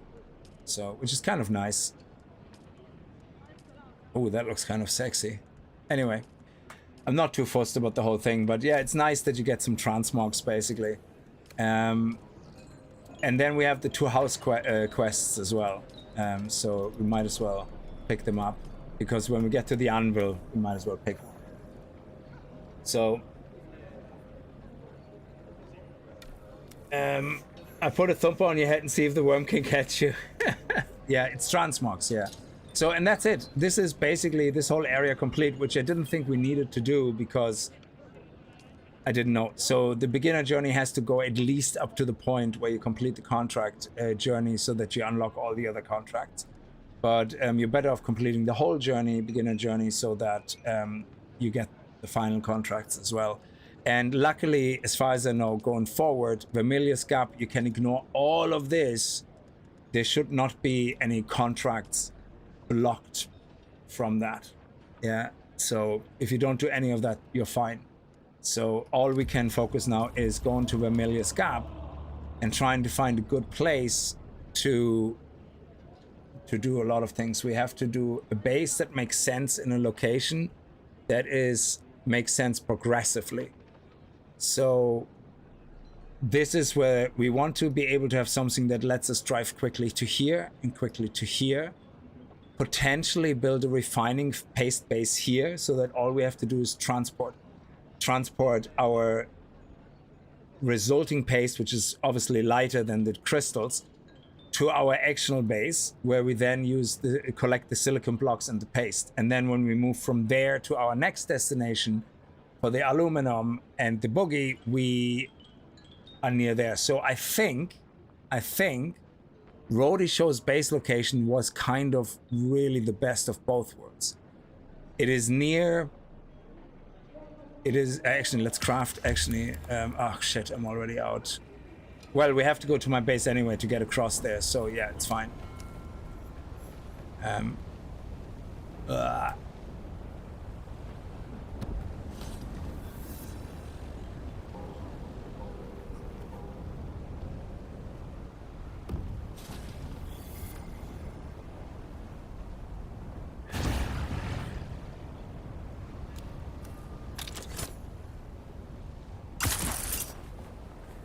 Okay, that wasn't as cool as I thought it would end up to be.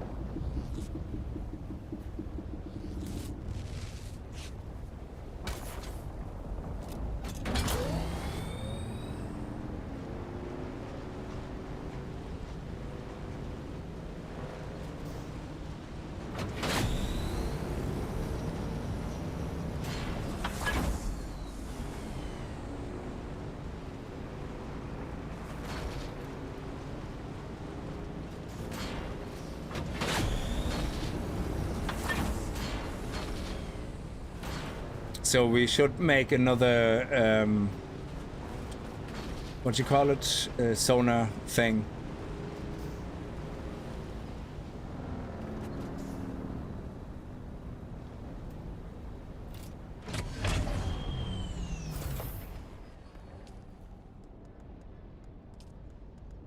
Survey probe. There you go.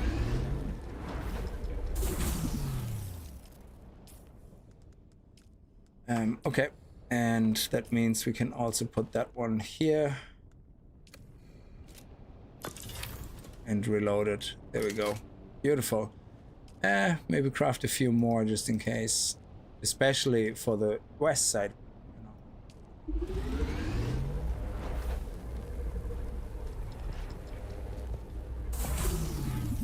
Seen they only cost, even though they're orange, they only cost copper.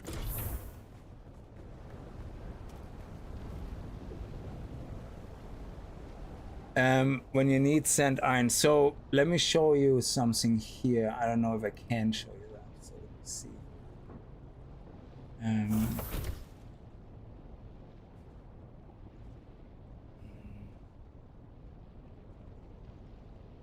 Okay, here. So what you see here now is my browser, and you can see this is Map Genie, yeah? So if we go across, this is where the second trial is. This is where the third trial is hiding somewhere here. I think, is it? No, it's actually further. It's here, third trial and fourth trial. So we have quite a lot to do here, but obviously what would make sense is to see what type of contracts are gonna be in Vermillius Gap. And then focus on the contracts and see where do you get all the items for the contract, and then do a smart route where you go, okay, we have a route that brings us to the next trial. Then we have our route incorporate a pit stop to craft maybe a paste base here. Then we're gonna get the Mentat trainer, get the quest for the Mentat. Then we're gonna go over here and set up our main base. We probably want it here because this is where the flower is, where the dust is easy to collect. So we want somewhere alongside here our main base, our temporary main base for this area. I don't think making a main base up here is feasible anymore, because you will just, this one here for aluminium makes no sense. Once you're ready for aluminium and you're ready to move out from here and you have steel tier completely maxed out and you literally now need to move into aluminium tier, there's nothing anymore that you need from the steel tier, yeah? I think you should immediately make your base up here. Now, there is the thing again with this being the 7th trial. Sorry, this would be 4 trials. We need the 5th one, which is all the way up here. The 5th trial is up here. So I think, like Jen said before, we might want to have the Ornithopter before we finish the trials, because is there really any rewards from the trials beyond the 4 that you need at this stage? The death still, you don't need that until much later. So I don't think you need necessarily all these trials already unlocked. If you wait until you have the Ornithopter to finish these trials, that means you're gonna do only everything up to trial 5. Which means you do the 5th trial in here, which makes sense. You're gonna be here anyway to collect crystals. So having a base here, collecting crystals, doing the 5th trial, kind of makes sense, I think. Then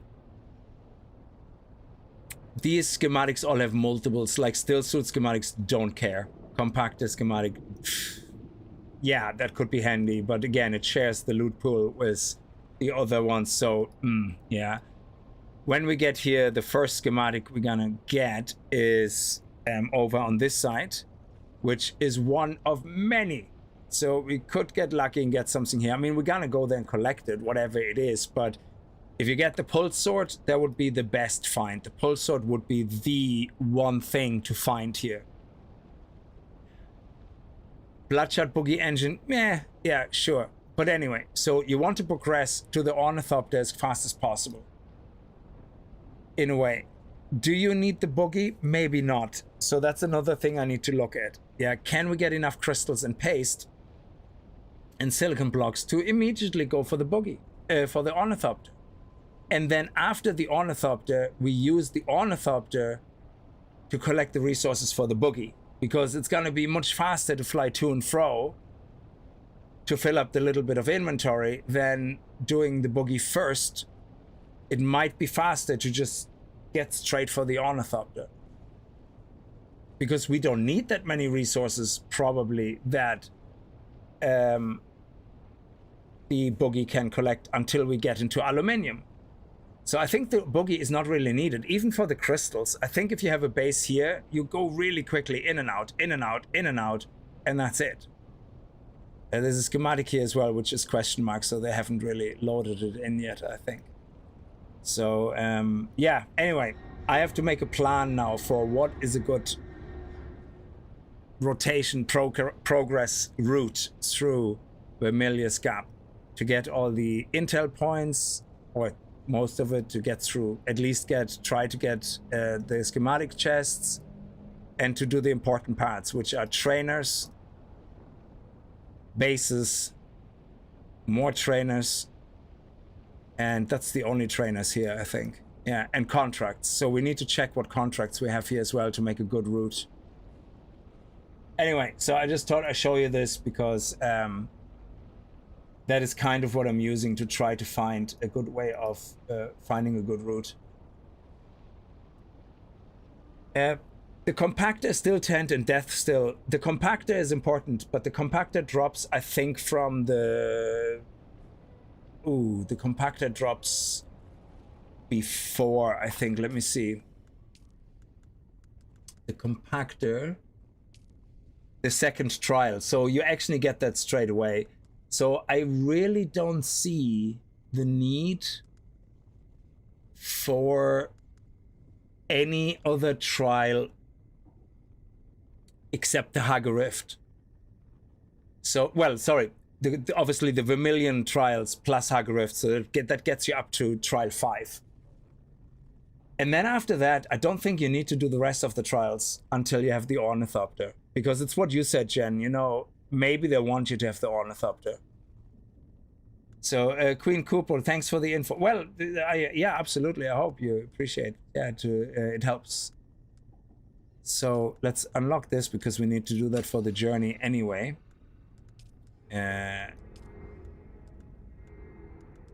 That's different here. So the miscellaneous ones I might actually do because they're quite interesting and they don't require me to craft items which are inferior to everything I have. So I might do these, and we have to go to Arrakis anyway.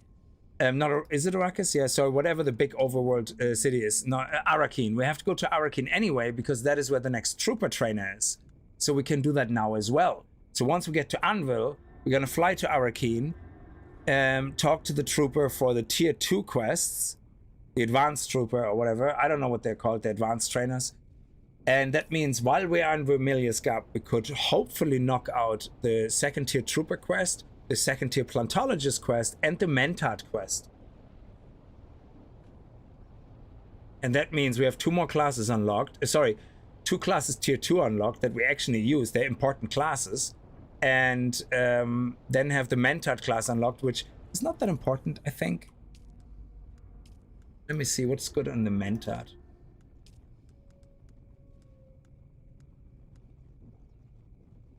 Ranged damage, that's important. And this one is kind of much of a muchness. Do you want more, you know, exploit weaknesses is also weird because that actually creates weak points on specific points you hit, and then you have to hit the weak point spots. So that's actually way too much hassle. So I don't think it's worth it. She has a couple of nice passives.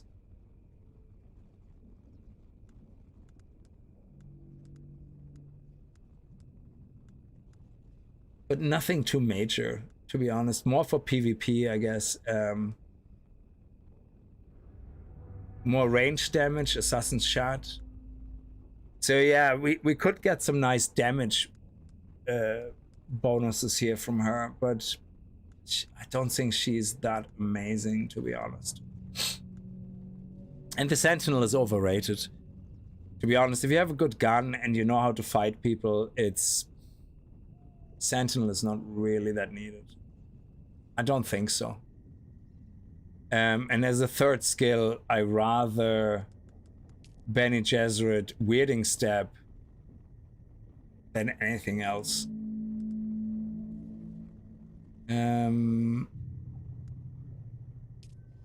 Let's go with plate damage. And let's also unlock this and this.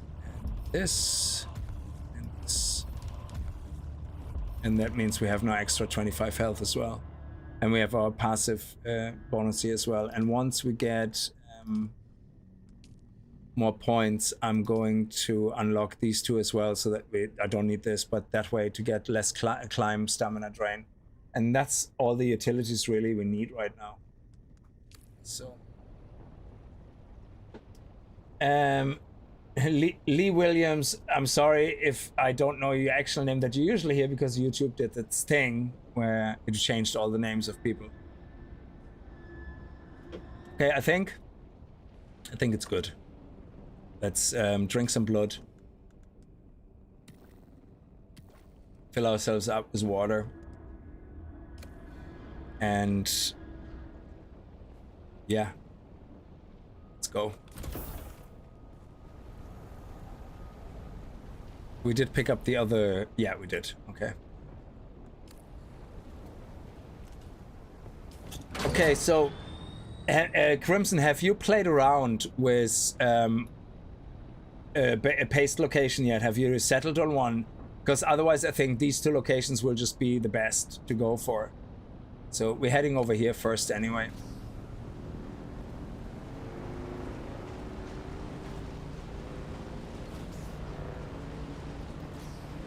We have to be careful with the ships in the sky.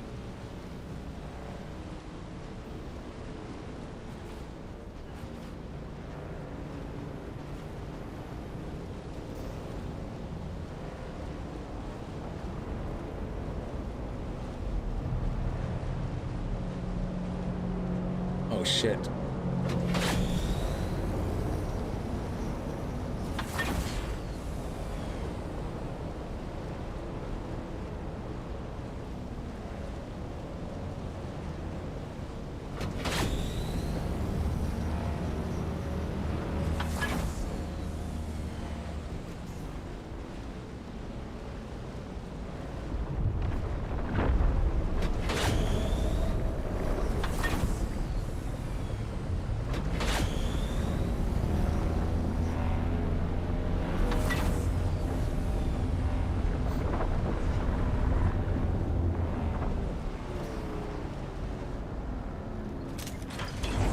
Oh yeah, we can't pack up the bike, actually have to park it safely somewhere.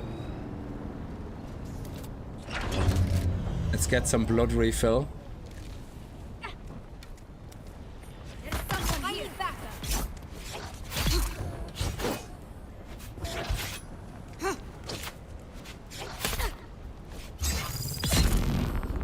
There we go. And we get our first other parts now, the new components. The new components. Gun plates, gun parts and plate parts.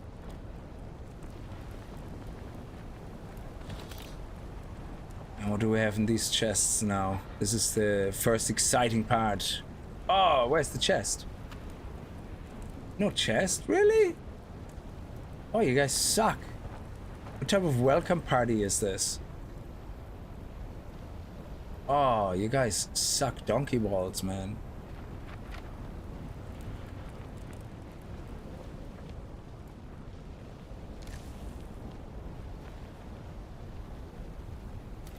Pinner. Oh yeah, you see, I the icons, I don't remember most of the time the icons, so yeah, sorry about that.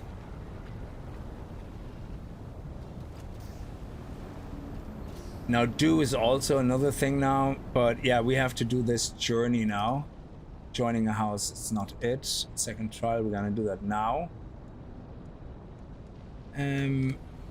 Oh, actually no, I can. I have the boost down. I can put the bike in my inventory still. Hey. Now where do we want to go? Well, let's do the trial first. The second trial to get the thumper unlocked.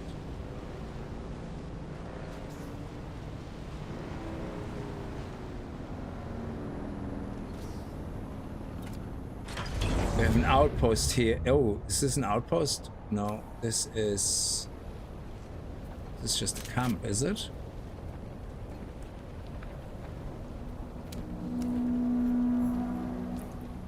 Oh, it is an outpost. Scarf's Hope. Do they have just check quickly. Scarf's Hope. Scarf's Hope. Oh, they don't have a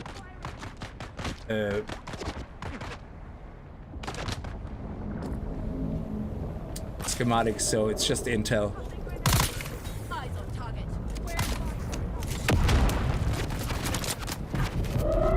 Oh shit. Oh no, you bastards! That is so much such bad timing. Oh my god, that is terrible timing.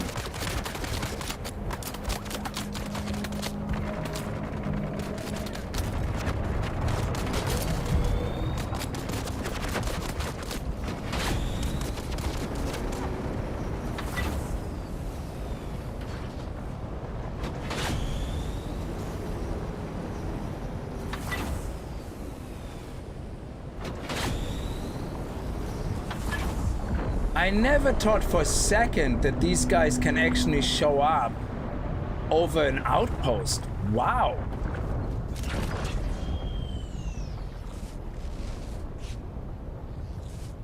That's crazy.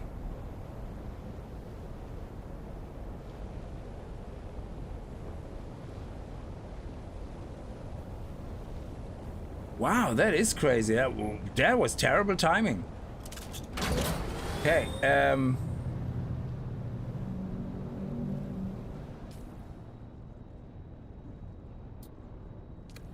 let's go. Let's continue through here. Gently. Let's not get eaten. The iron cast is where you get the machine parts or whatever they're called, I think. Yeah, complex machinery.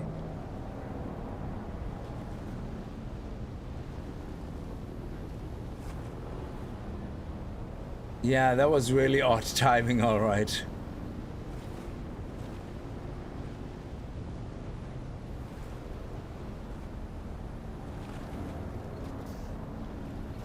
So,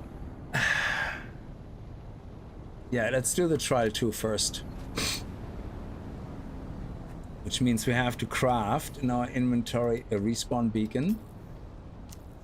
Because I don't want to lose anything. And then we're gonna put that here.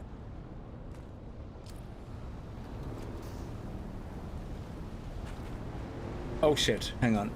Oh, okay. Phew. I didn't even look for the sand.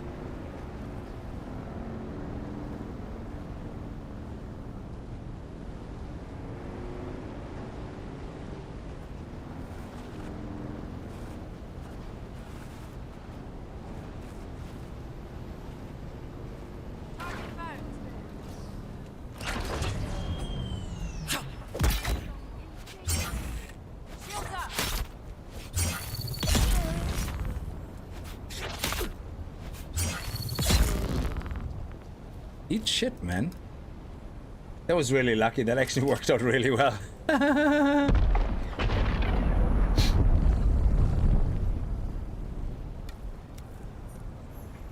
do you have in the chest? Okay. Oh, dust and... yeah, okay. That's the first resources we get. Yeah, I don't want to... I'm already filled to the brim, so I'm not going to take that.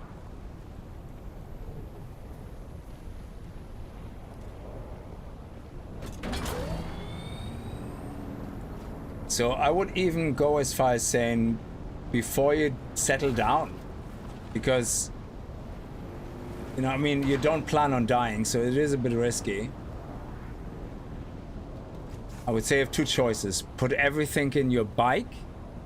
So now that we made it across, technically what we could do is put the bike somewhere safe every time we leave. Just don't leave it outside in an unprotected area, and put everything in the inventory. So if we happen to die, we still have a safe bike.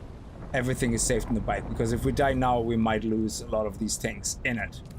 We're not going to go PvP, but I'm talking about worm, not the worm food necessarily, because that takes everything anyway. But I'm talking about like just now, where we could have died, getting shot at, you know, by everybody and their grandmother, you know?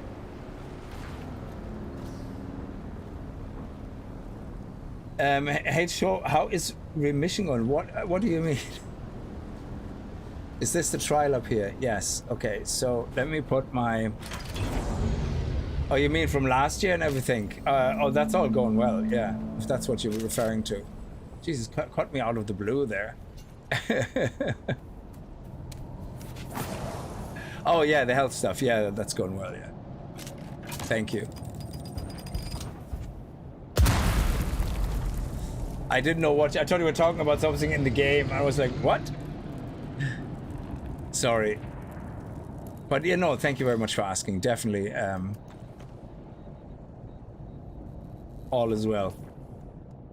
Okay, we're gonna not pick up anything except components. And let's make sure. I think somebody said there could be a chest here somewhere. I know there is one when we go down a hole, but...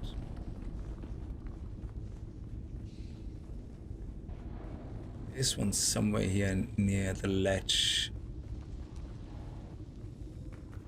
See, when we go down here, is there not something on a ledge here somewhere?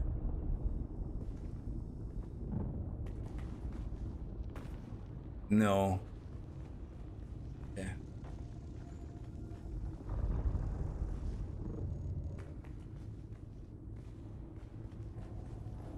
Okay.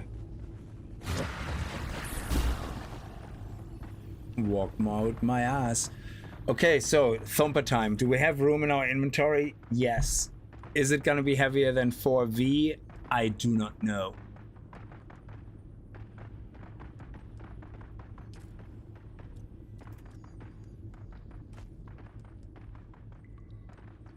We need actually 360 salvage metal approximately. This one is empty and it's 2V, so we can just drop that.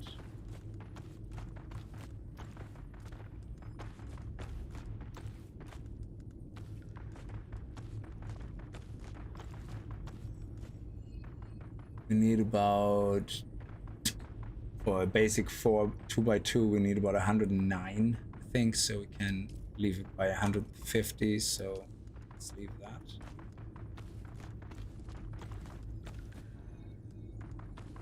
And yeah, 165, good, we're good. Okay, let's go.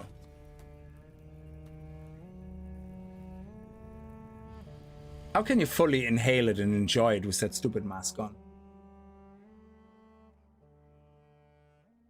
You were thinking about it earlier, Claudia. Well, how are you? I don't want to say anything on stream and stuff like that, but how are you? I hope you're doing well.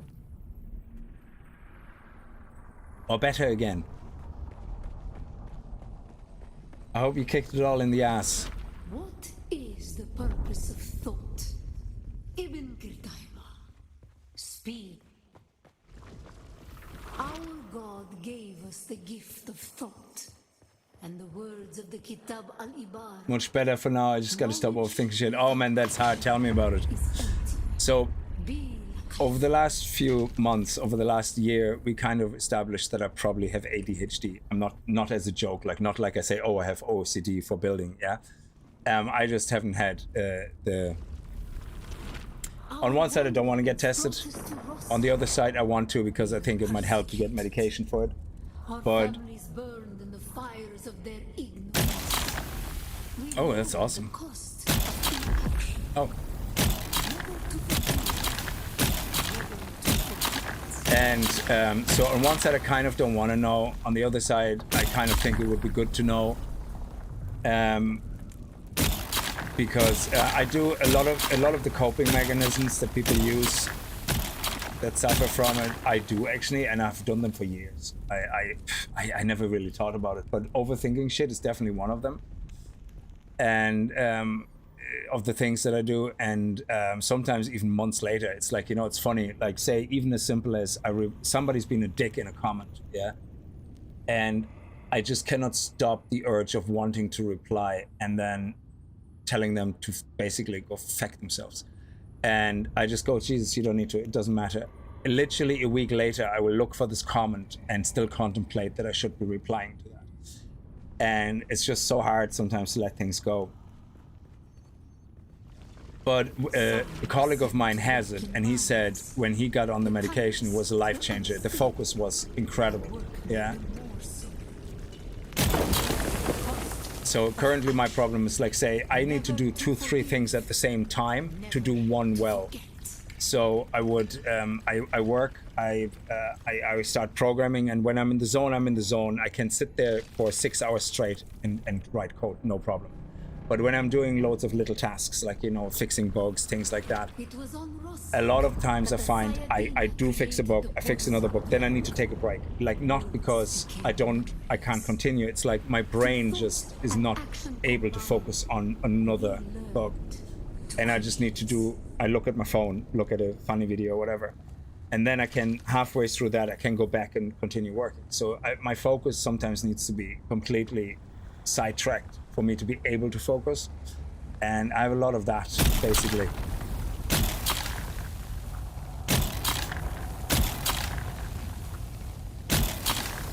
Oh, there we go. Yeah. So I think, we kind of think that I do have it. But I don't know. So there is some alternatives to Ritalin and stuff like this that you can get over the counter that I want to have a look at and see if that works. And if that works, then I probably have my answer. But oops, sorry. I did this already, yeah.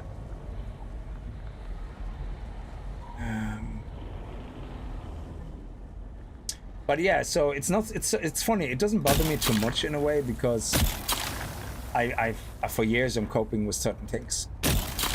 But I kind of heard also stories where people said, "Oh, I got on the medication and it changed my personality completely," and I don't know if I want that either. So, you know, it's kind of a bit scary where you kind of think, Jesus, I don't want to be somebody that people who know me for years look at and go, "Oh, he's so different." The weight of a kindly God is a fearful thing. Did not God give us Shaitan to force action? Yeah, the music in my headset does help me a lot to focus. Yeah, absolutely. So I have like some, I don't know, some trance techno or some what do you call it, electric drum whatever it's called, D&B, yeah. And I have that, which is some chill D&B, and oh shit, that was a bit early. Liquid D&B, that's what it's called, which is kind of my favorite there, and I can just chill for hours on this, writing code, no problem. But if my task that I have to do is not big enough, that's the problem. I kind of go, oh, I'm bored now, I need to do something else. And it could be no matter what, I just get bored. That's it. And then if I don't do something else for the next half an hour, I can't go back and continue. It's...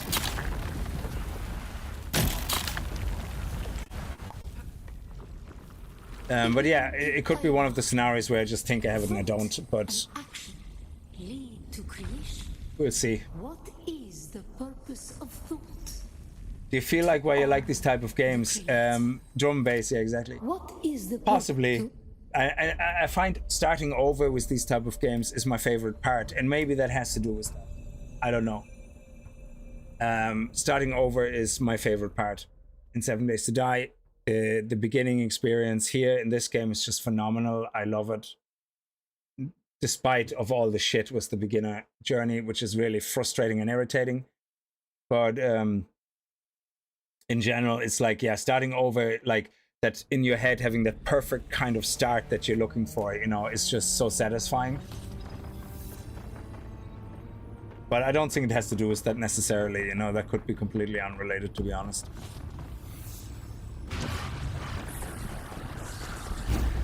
Okay, so now we have the journey unlocked. Yes, we have the static compactor. Great.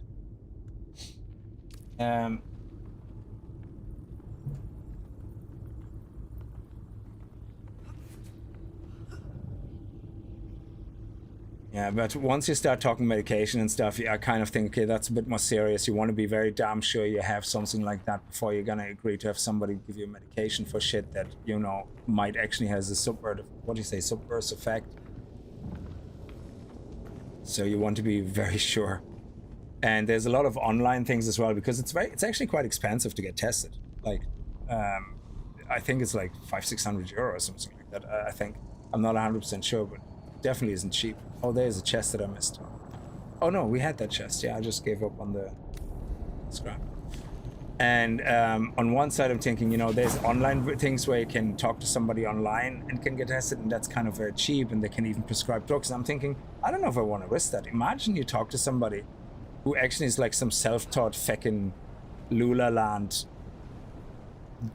guy, you know, and you kind of believe everything they say and then go on drugs that you don't need. That would be terrible. Jesus.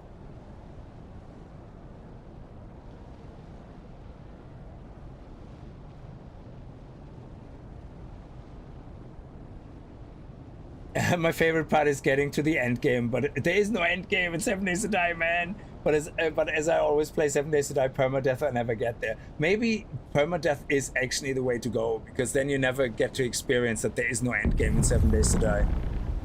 Is that a storm? Are we in a storm? Oh, there was a storm. Okay. Anyway, we should probably go up here. I don't think this is a storm because my health is doing fine. And we should do this if we can.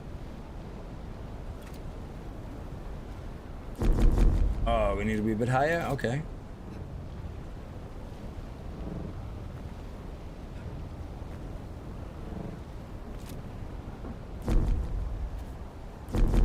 Oh, are you kidding me? Okay.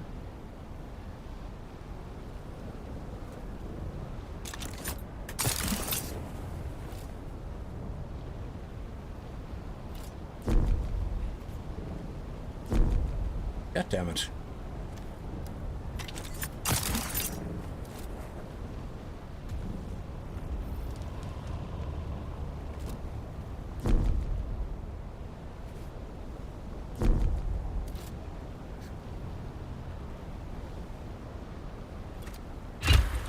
Hey!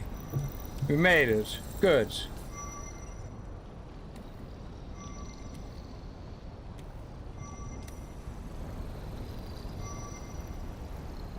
Corral storm, yeah, but that is not gonna affect us here, does it? Because that's just for deep desert, no? For your son, you had to do like 2 testings, and then yeah, but you have to pay for that every time, isn't it? Like it's not cheap. And they start that doesn't. There's I think there is an alternative to Ritalin. What was it called? Let's see.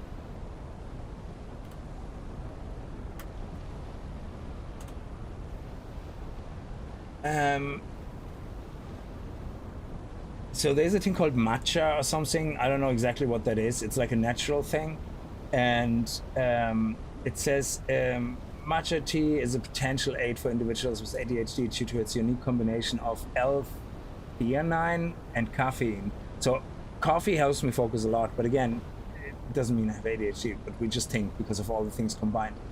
And caffeine, which work together to improve focus and attention without the jittery side effects of often associated with other stimulants.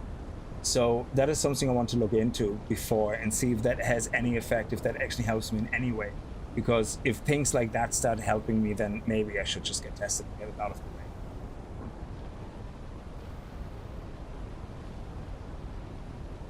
$600 with insurance, yeah, exactly, because it's like a self kind of thing, so insurance doesn't even cover a lot of it. Yeah. Oh, it will get harder and harder to see. Oh, that's amazing. But I don't get damaged, do I?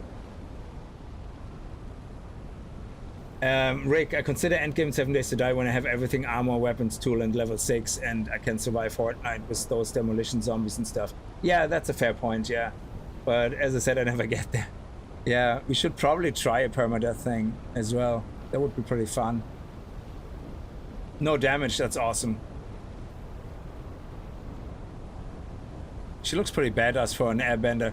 Let me see. So we have the map unlocked now, which is great. It's gonna give us a chance to more plan this properly. So we're gonna head. We now did this. So if I play this on my efficient playthrough kind of thing, yes, enter Vermillius Gap, do tier 2, do the trial 2. End of story. The next trial is over here.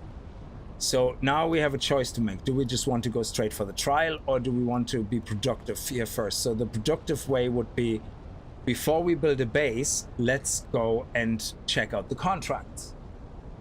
We don't need to settle down yet. There's absolutely no rush in settling down. Sure, we have a lot of shit in our inventory, but we have to assume we're capable and we're not gonna die. So let's head over to is that it? Is that the city here? Yeah. That is it. Yeah, there you go. That's it. Anvil. Let's head over to the Anvil and check out what the contracts are like there, because I think the contracts kind of help you plan a route through everything. Because if you have to visit labs, if you have to visit shipwrecks, you preferably only want to do that one time each time to get all the things you need. Go to an outpost, do it one time. So I don't want to go in a scenario where I visited some place and then have to go back 50 times for different contracts.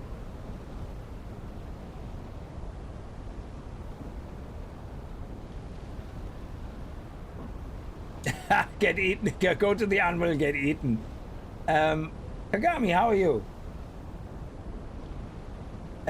No, we actually had to complete a lot of shit in the Haga Basin South first, because they force you to do the beginner journey, which I didn't realize. So anyway, we're gonna go and head now to the Anvil.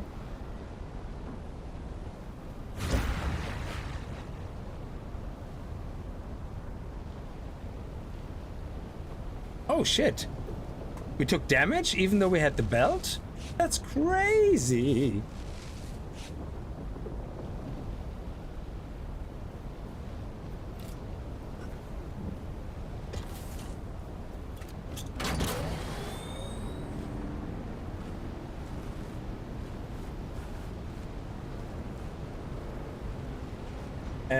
Well, if I get eaten by the worm now, I lose everything, and I mean everything. I will respawn at the last spawn point completely naked with a worm tooth. That's it. So we will not get eaten by the worm. That is definitely not happening.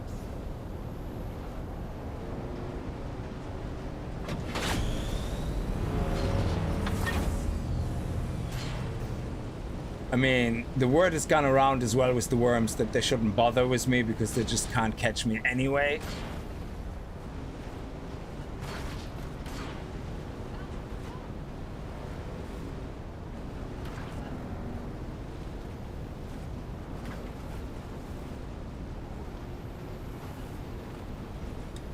So, yeah, the contracts should maybe help us. Also, the house contracts. I never done any of the house contracts.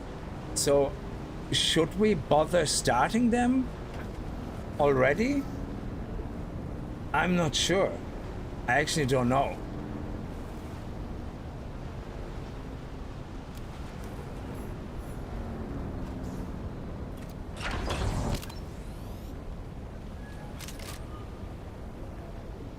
So, ooh. No, not lost, sir. She's dead. Tragic, truly tragic. But they say the desert calls the weak. My God, man, she was one of yours. Cousin even.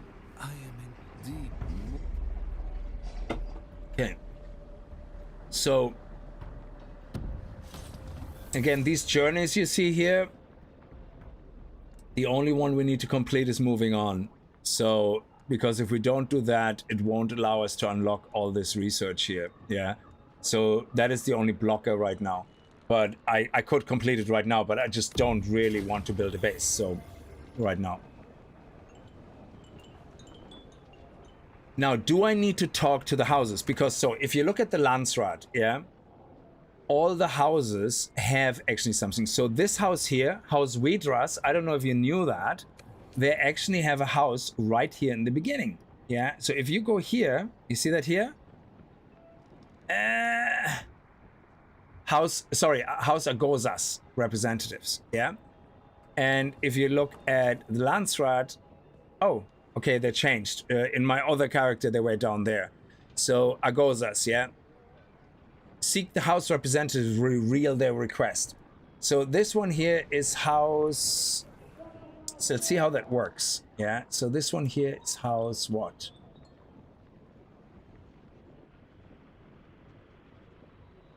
House Cedar. So if we talk to them, does that open up House Cedar? Where is House Cedar? There. So. Someone new. Okay. You may call me. We specialize. There are many. Is there anything at the anvil? And what a fun. In particular, many. The in truth. I see your several but our I don't see anything. And that is because I have to unlock this first. So it seems that tradies on every server just seem to be the winning team all the time. So I'm probably going to join the tradies.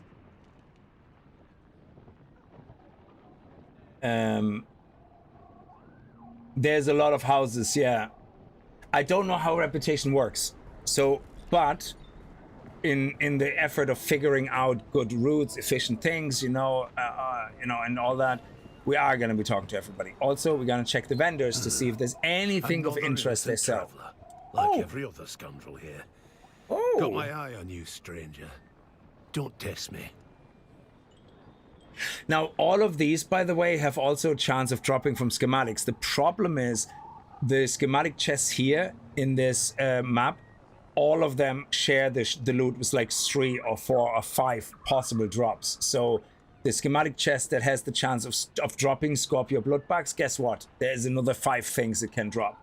Yeah, so you might not get that. Knight Rider sandbag, sandbike boost, MK2. So that's basically the MK 2.5. And we got the MK2 for free anyway. So interesting though that they have these, which is really good. Oh wow. Shit, we could actually buy a complete upgrade for everything.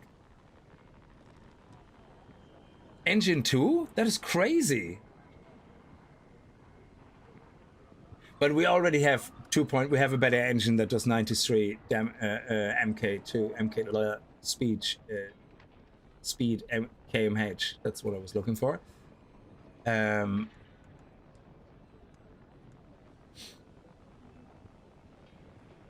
The PSU2 has more fuel efficiency, so that is interesting. We could buy actually some of the upgrades for our bike.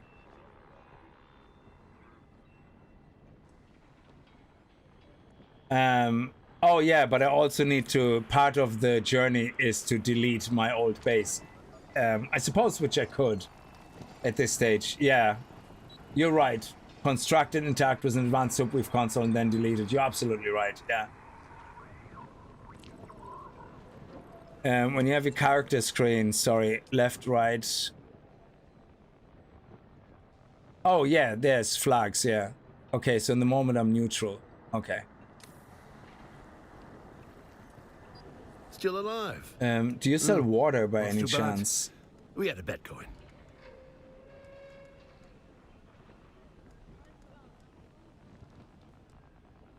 Oh, you sell shields? Oh, that's awesome. Yes. Oh, yeah, absolutely. I'm going to buy that. Hell yeah. Such a win. Oh my God.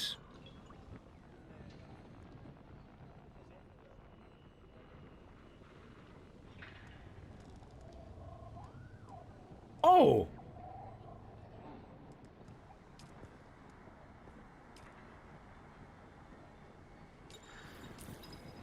Yes, absolutely.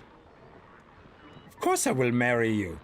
Okay, now, holy shit, do collector, hell yes on the, oh yes, absolutely. Absolutely. Not too bad. We had a bet going. Oh my God. Yes. Yes.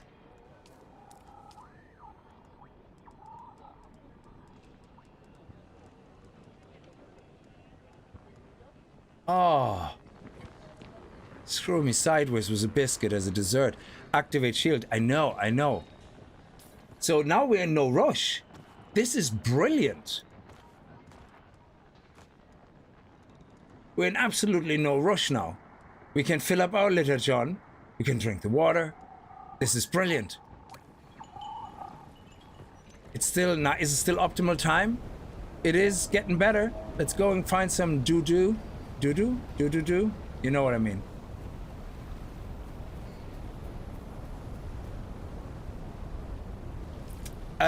I don't need to research. I can research them once I finish that quest, but it means I'm in no rush right now to do it, which is brilliant. But yes, we will do it for the sake of doing it. So we will craft the enhanced subweave.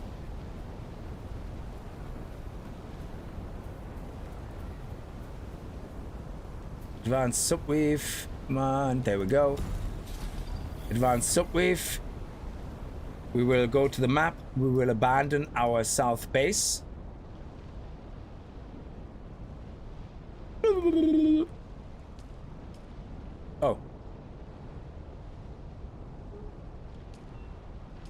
Yep. And now we're gonna destroy this. Boop. Okay, good. Now I'm gonna be able to do this and this and this.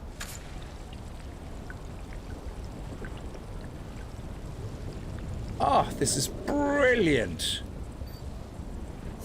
What an absolute gem.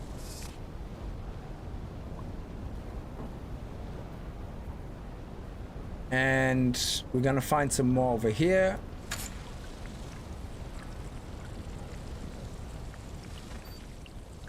And we're full. In your face, game. Okay, good. So now I can research this, yeah? So obviously that is... Hang on, how does this look different than this? This is... Oh, because it's MK1, yeah. So we have the dew collector, so we want to research that so we can repair it. We have that, so we want to be able to repair it, so we research it.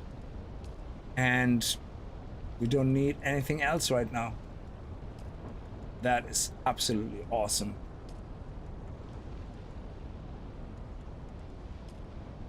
Yeah, this is the best belt, I think, for until you can make the... Actually, even the... I think full stop, this is the best belt. I don't like the whole hovering in the air thing. Like, this one is amazing. The lead belt. We even can unlock all this now. This makes sense. We should unlock this so we can repair it. Otherwise, we can't repair it, I think. And the booster as well. And that's all we need to do right now, I think. Yeah. House Lannister, House Shark. I should have... Okay, so yeah, let's go back to up here where the contracts are.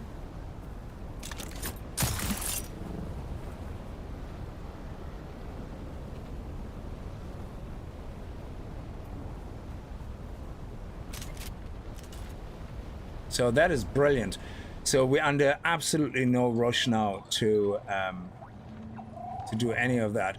That is brilliant. Dude, thank you so much. Do you have a better power battery as well? Maybe a better power supply? That would be sweet if you did. No, you just have improvised power. Ooh. Ooh. Yes.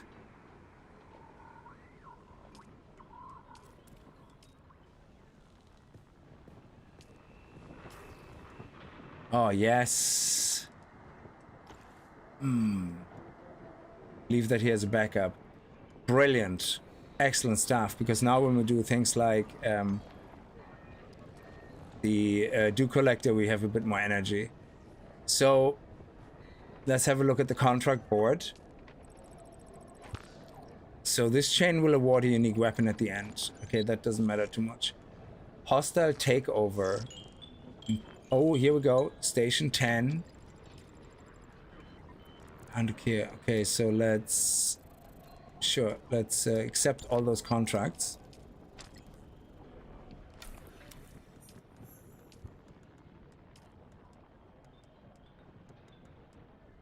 Oh, we have to actually deliver something in... Oh shit, I never did. Oh my god, my ass, my ass. Oh my god. Screw me sideways, dude. Oh my god. We never picked up that stupid package. Shoot me in the face. Why did the contract that not give me the stupid package in the first place? Oh my god, I hate my life. Yeah, you probably did. Yeah, I oh my god. Oh my god. Anyway, speak to Casimir at the anvil. Speak to Toledo at the anvil. And then payback. Okay. 1,300, 1,500, 1,300, 900. So they're all in the area here, I guess. All those contracts. We have one here. We have one here. Ooh, this one is in Haga Rift. Ooh, no, that's in Jebba Jifrat. Now, you see, this is what I mean. So these contracts force us actually to go into the other regions.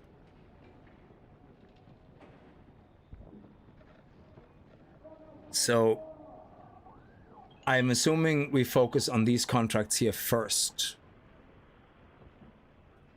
And actually, do you know what? How much money do I have? I have 14,000. Yeah, no worries. So what I'm gonna do is I have to talk to this dude, don't I? For the houses. Oh, these are the two dudes. Okay. I was wondering why they showed me the two dudes. So these are the two guys I have to talk to for my quest. But what I'm gonna do first is I'm gonna spend 5 grand. Can I fly you somewhere today? Yes, I want to fly to Arrakis. Yes, I will pay 2,000. Then I'm gonna have that one drop me back off in Griffin Post. Gonna get the Mir package. Then I'm gonna have her fly me back for 2,500 to the other one, and then I'm going to have her fly me back here. Okay. Oh, I'm not doing the contracts with my staff. No, I'm not. Definitely not. We're gonna settle first before we do any of the contracts. I just wanted to get an idea what our kind of path would be. My bike is in my gun, so it is protected, yes. So what we're doing now is we're gonna find the I think he's in here. We're gonna find the commander. Yes, up there, blue light. So this is the trooper. I think, is that the trooper or the advanced mentat? Who are you? Oh, mentor training. Mentats. Yeah, so that is good to know, because in Haga Rift is where we can find the base mentat trainer. Very good. So we have that here. No, you're not interesting, unless I'm mistaken. Is that the trooper one? Aye. Is it? No, goodbye. So, where is the trooper one? Let me actually see. I'm just gonna look at the map genie for the advanced trooper. So if I go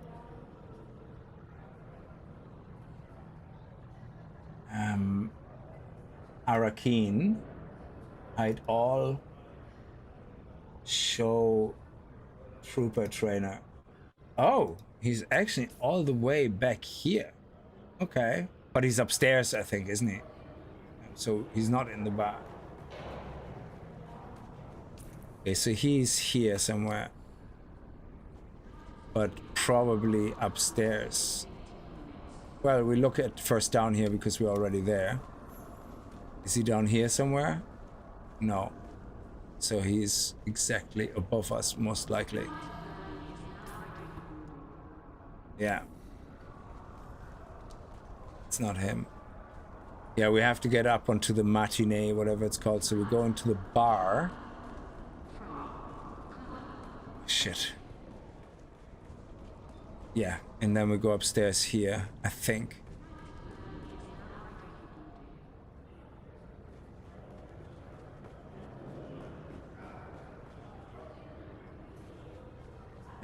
Yeah, I will put the money into the bank as well.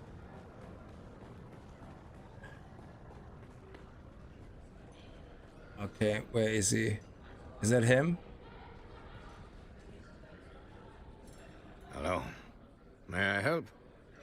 am the as a such, not such. And the final, see. I serve the Duke in the very well. None are. Then it No, is. he doesn't look interesting. But he's supposed to be here. Where? Oh no, I'm here. Jesus Christ, I'm not anywhere near the guy. Genie Mac, I'm so far away. I couldn't be further away. But do we not get out here somewhere onto the on the balcony? Oh, there's the dick ward for the plantologist. Okay, so how do we get up there? It's clearly not in here.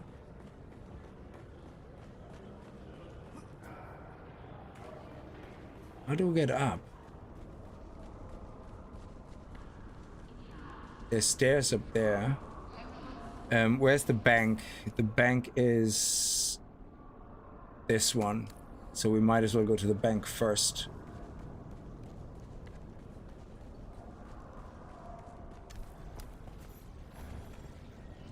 Welcome. Would you... How much Stellaris would you... Yeah. So it's part of the journey. Yeah, makes sense. This is the Landsrad. We don't have anything to pay right now. So I think the strategy so far makes sense if you incorporate classes. So we go do tier 2, trial 2, then go to the anvil, hand in the quest that we have actually picked up the package. Oh, now I have to go up here. So over here then we talk to the trooper trainer.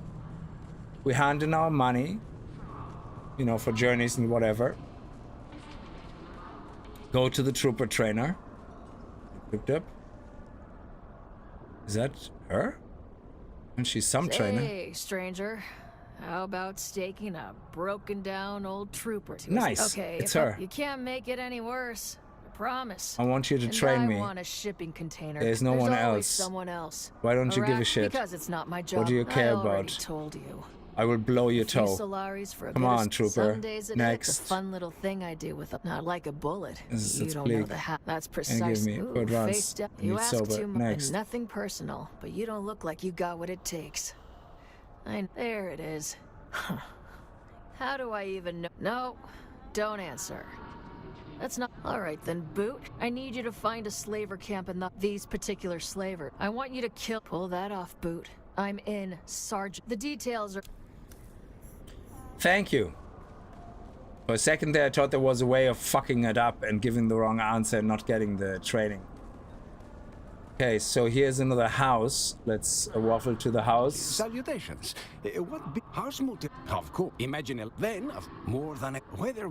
Okay, I think that should be enough. I think when they say you have to have met the houses, you just have to initiate conversation once, and that's it. So, okay.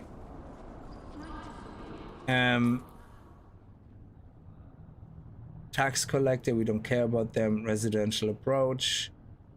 Okay, I think we're done here. So let's fly back. Waste another 2.5 grand. Come back to, so we can get back to the anvil.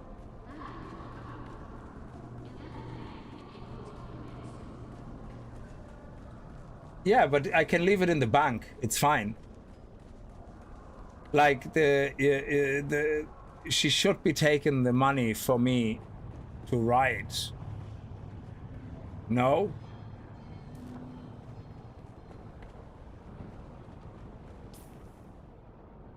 Fine, I'm gonna take it out, but as far as I know, she actually takes the money from the bank because I did it before and it was fine.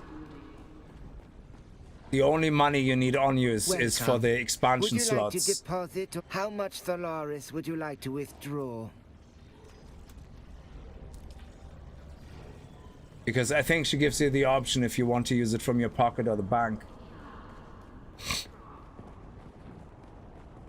Well, I could be absolutely wrong, but I thought it was the other way around. But anyway. You look a little lost, friend.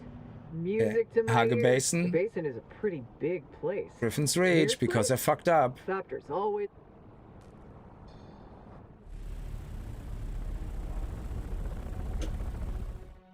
At least I have the choice to go to a Griffin's outpost, which is great.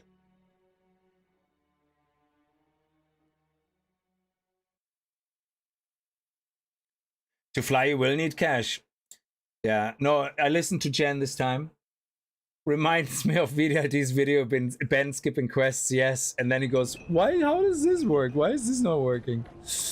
Excellent, no contracts, we have completed everything. But we have to find some dude here called Mir.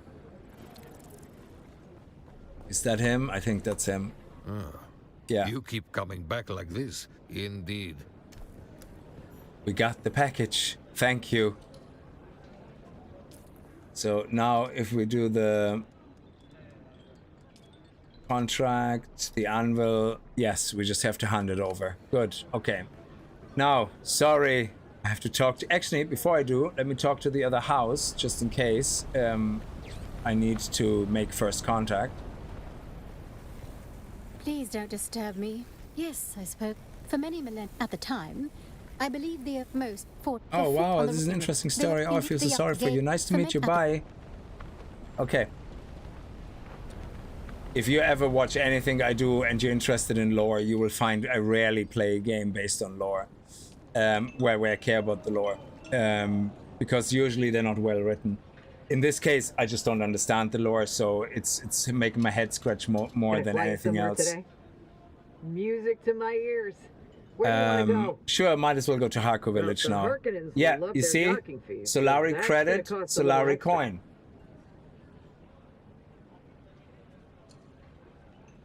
So, it always shows me both, and it wouldn't do that if I couldn't.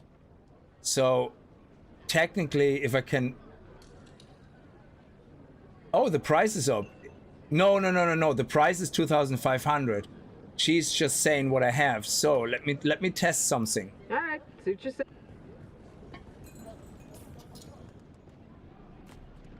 I have about a minute before that despawns. Can I fly you somewhere today? Music to my ear. Well, the Harkonnens love their docking fees, so that's gonna cost a little. Right, that is so misleading. Oh my god, this is so terribly misleading. I really hope the devs fix that, because this literally, this screen, music to my ear. Well, this screen implies that you can pay with money from the bank. Why the fuck would you show me the whole Solari credit that I have if I cannot pay from my bank account? That is the worst UI design ever. I look at this and go, oh shit, great, I don't need cash. That is a terrible design, because it doesn't show me that when I have no cash on me. So what the hell is the point? Why is it showing me that? Why is it showing me Solari credit in the first place? The only thing this does is makes me think, oh great, I don't need to have cash on me. Well, oh my god, that's terrible. They have to change that. Yeah, you see, Sangraph, exactly. I always thought you can. The only time I thought you need cash is when you build the extensions for your base, because it's crafting, it's different. So it's used as a crafting resource. Though I think they should upgrade that as well to, you know, use your bank account. I think you should have your bank account for everything. But yeah, that's awful. We're just gonna get the thing triggered that we discovered the place. I don't know how far we have to walk for. There we go. Okay. So we have uncovered all of this, which is great.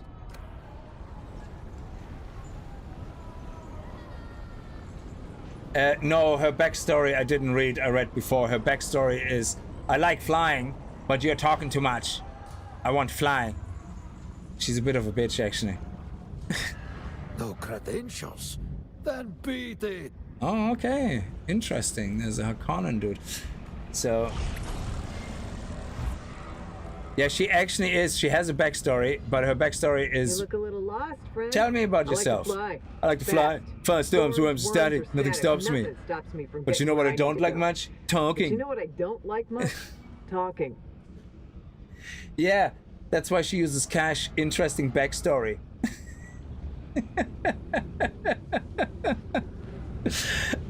No, she says that to everybody pretty much straight up.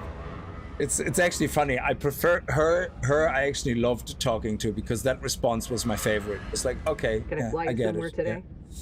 Yeah. Okay. Music to my ears. Haga Basin, the anvil trade place. post. I never miss the chance to let Smiley. Let's move. You know, I wish that was the type of game where you could romance her because I think she would be pretty cool to hang out with every day. You know, no shits given, just, you know, straight to the point. Hey, Jen! You're back. You have to listen to Kara, the trooper story. She's so mean. Oh, Kara sounds like a right piece of work, yeah. All right, we're back. Yay! Now we have to go and talk to, hand something over to someone. No. Hang on. Boop, boop. Let's go in here and select that contract, actually, the anvil. Oh, it's not him, is it? No. Hand over the package at the anvil. To whom, though?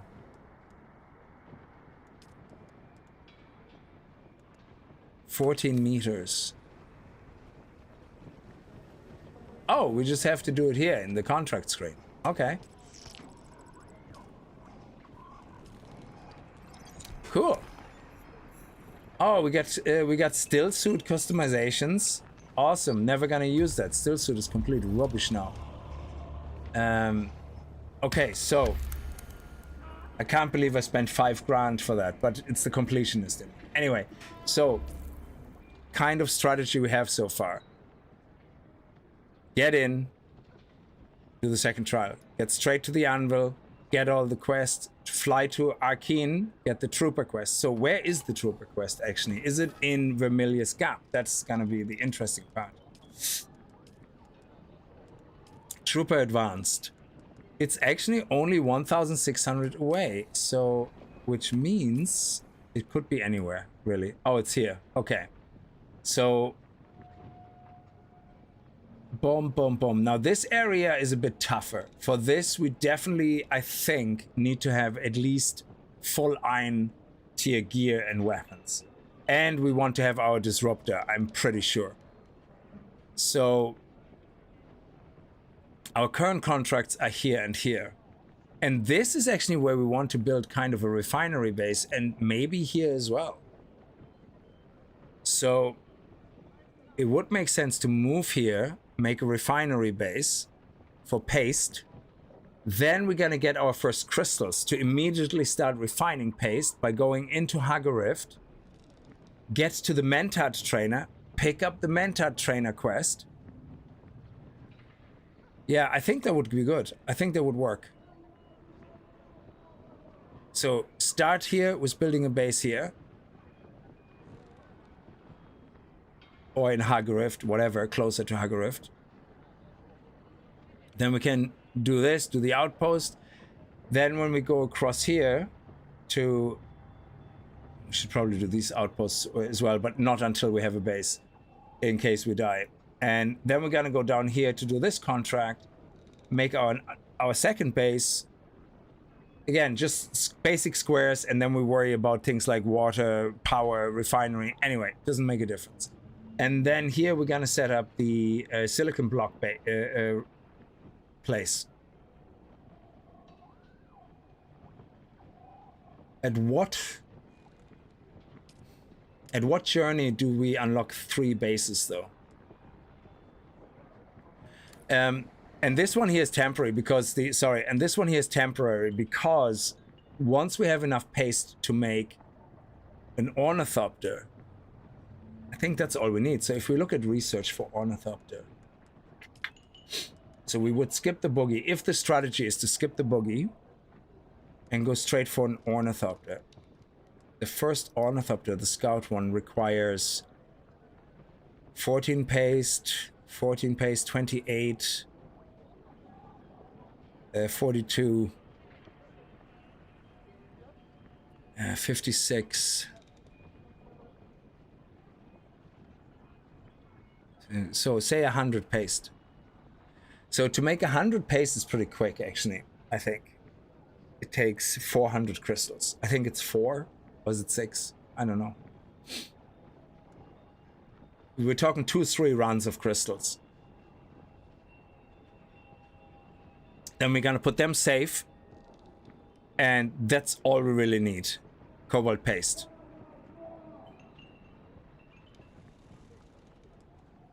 Aluminium ingots, we need, okay, say 50, 100, 150, 200, 250.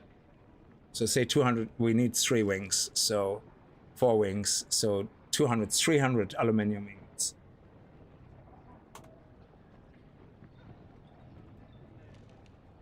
That means 2,100 aluminium times 0.6 or 0.7 weight, I think. That's 1,470 volume. Our MK2 inventory can hold 250 only.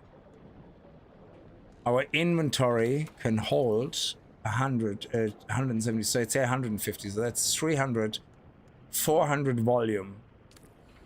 At 400 volume divided by 400, there would be 4 runs of aluminium. So 4 times filling up on aluminium ore to get all the aluminium for an Orni.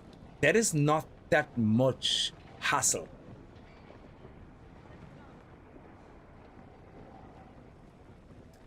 And if we make our base at the eastern shield wall here near that entrance here, then we have easy access to aluminium, and we even can make our base up here. It doesn't really matter because it's really quick to go down here, go into the rift for more paste if we need to later on, but that's what we sent the boogie down for. So if we can just do enough paste collection for the Ornithopter, and I don't think paste is used for anything else really, isn't it? Maybe for weapons, not sure.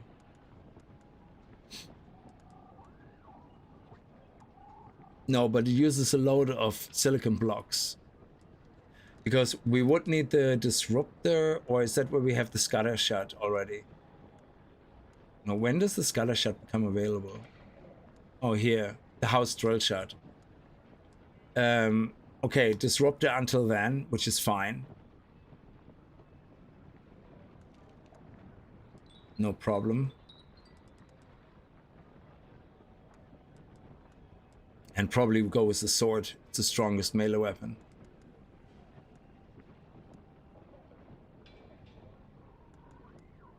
And then go with the spit dart. Unless we find a unique rifle or something, the 3-shot or whatever it's called is quite good. Do you think it would be worth trying to skip the boogie?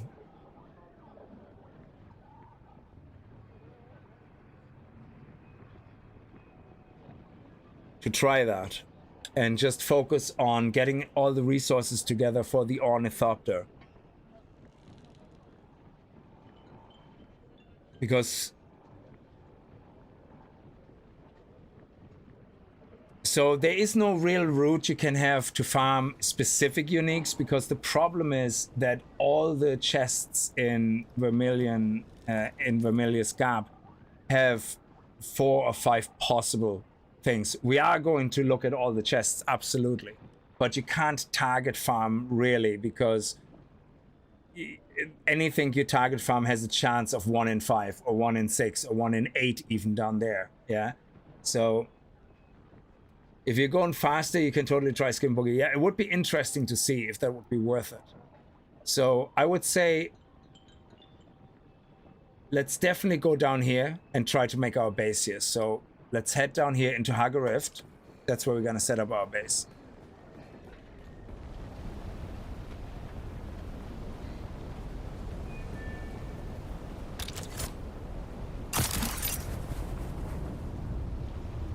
And so we definitely figured out where the next class trainers are. That's fine. And this is not too far away. Again, we can fill up if we need to. Very good. I can drink a little bit. Make sure we stay topped up. Oh, where's my drink? 5. Actually, that should be the other way around. Because on my other character, I always use 6 to drink, so I should kind of try to keep it in the same rotation. Otherwise, I will get confused. We have our shield now as well, which is amazing. So this shield needs 115 power, but we have 200 now, which is great. And we could buy all that from the trader. I think that is a really, really, really good approach. Buying shit from the trader. Instead of crafting it. Saves you so many resources right off the bat. Okay.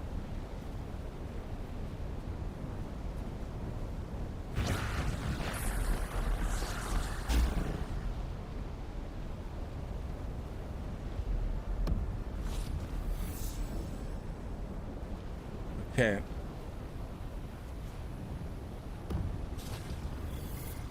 We're in Hager Rift now.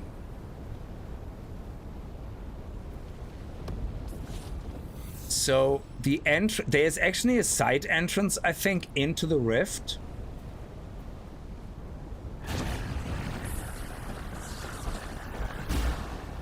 Yeah, these guys don't shoot at you as far as I know. I know we didn't talk to the houses, but if I would run this as an efficient run, I would talk to them first. I just want to check out, while we're still on stream, this area here.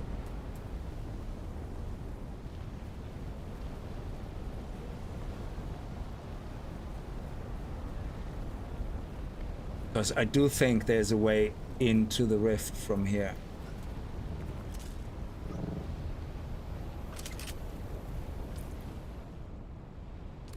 It's actually behind these guys, I think. Okay.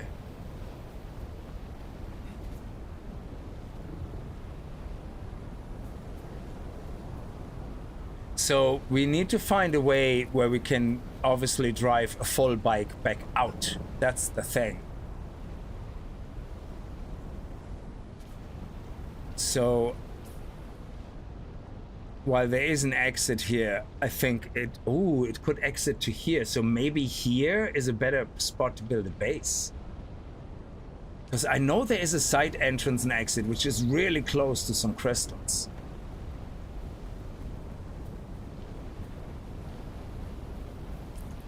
I'm not taking my bike out here, by the way. It's not happening.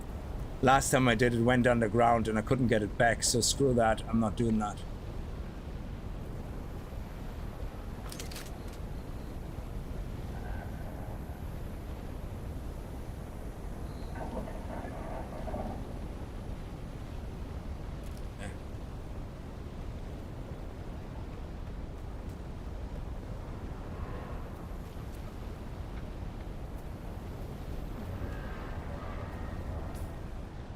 This is not the PvP zone, is it?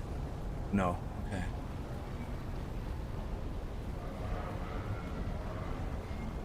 Okay, the bridge is there. Oh, okay, let me see. Yeah, I need to get to here.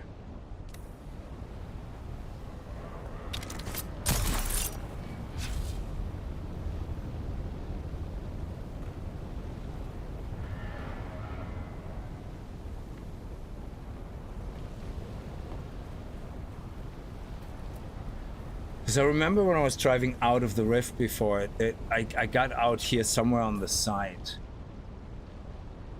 And you see the way you can go under the rock here probably? I don't know, you can't really turn them up, but I know there is a side exit. It looks like it was this one, but it goes straight into the big base here. Yeah.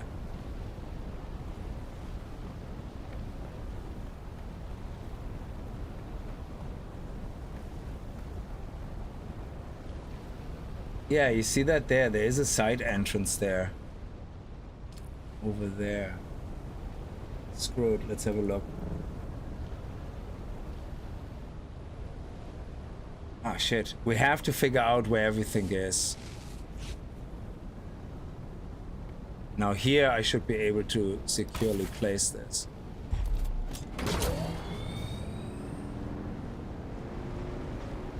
So wherever we come out... Ooh, there we go, there we go. I knew it was there. I knew it was there. So, if this is where we come out, what is the closest crystals then?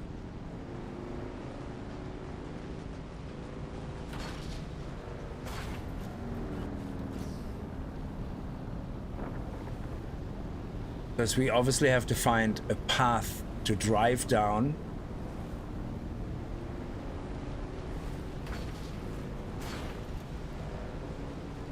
So this is all just recon we're doing.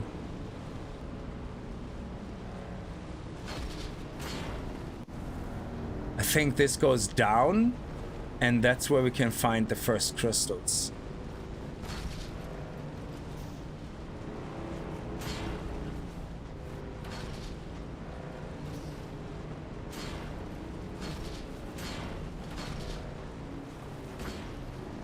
Yeah, it's a nice straight road.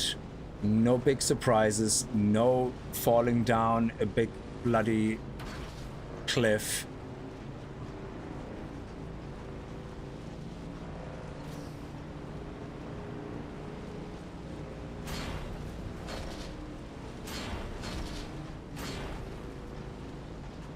Very nice.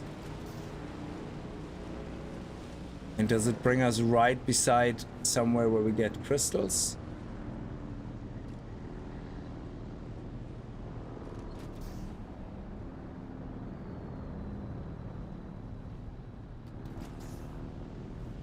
These lights usually indicate some kind of...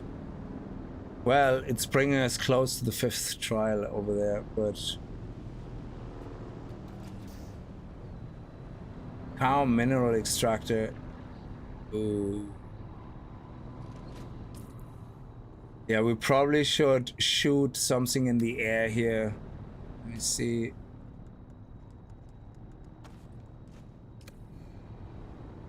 Oh yeah, we're way too low, I guess. Yeah. Okay, let's get out. Let's do the shoot the probe.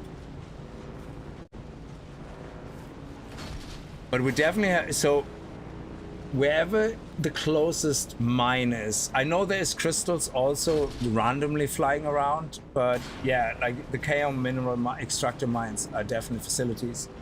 They're the best, obviously, for crystals, but we need to make sure we find a nice, easy in and out entrance and build our paste base nearby that.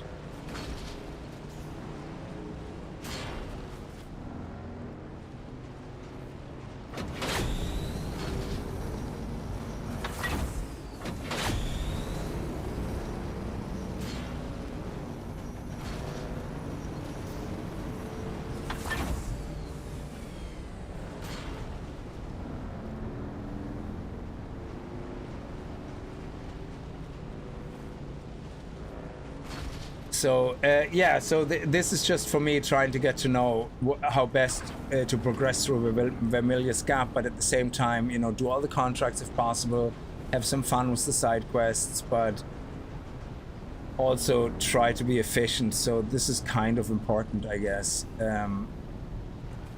So let's get out.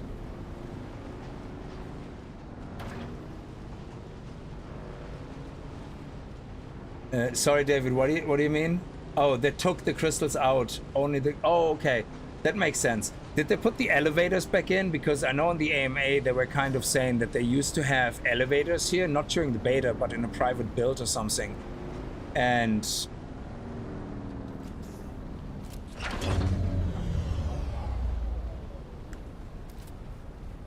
they were saying they're thinking about putting them back. So, okay, so here's a very easy way in and out of the rift. No problem at all. Okay.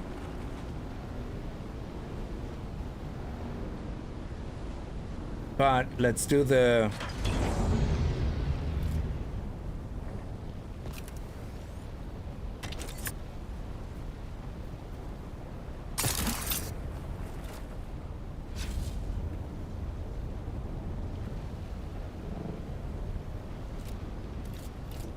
Okay. We need to be a little higher.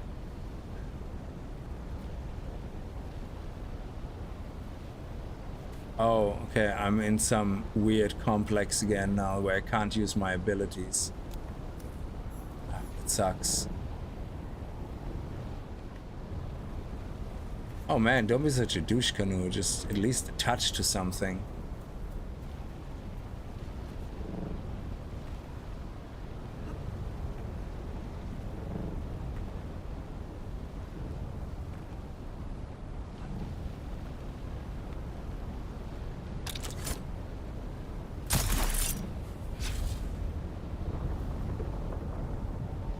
Okay.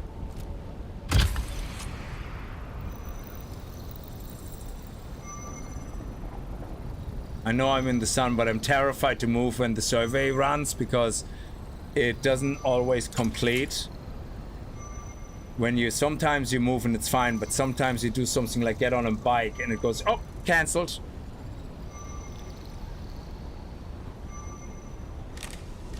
Okay, now we can go in the shadow. Okay, so Haga Rift, where are you guys? Oh my god, they're all the way here. So does that mean there's 0 crystals here now? No crystals at all.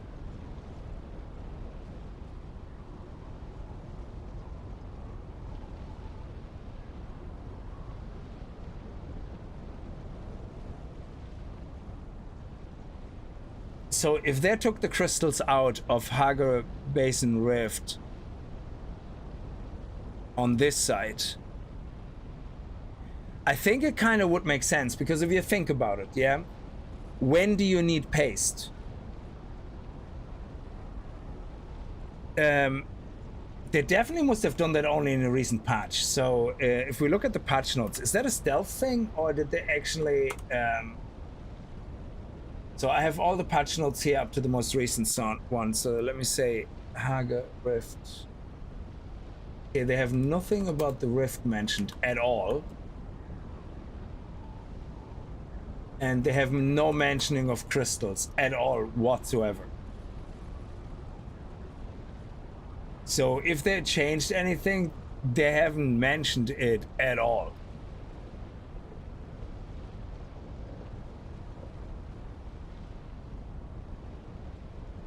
They didn't even mention Choam in any of the patch notes.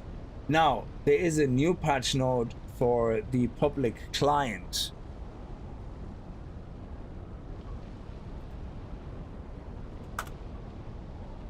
The public test client patch notes. Let's see if they mentioned anything there. Nope. Oh, here we go. Made Choam modular couch slightly larger. No, that's different. That's... Yeah. Extended the pipes inside the mineral facilities in Haga Rift so that it now connects to the rock wall. Collision addressing issues, furniture sets, light, much. So they didn't mention much under Chaos, and mineral facilities and extraction facilities. They didn't mention that either. Nothing with crystals or paste. They mentioned 0 of this, David. Like, they usually would mention these type of things, because why stealth fix that? That makes no sense. That's crazy.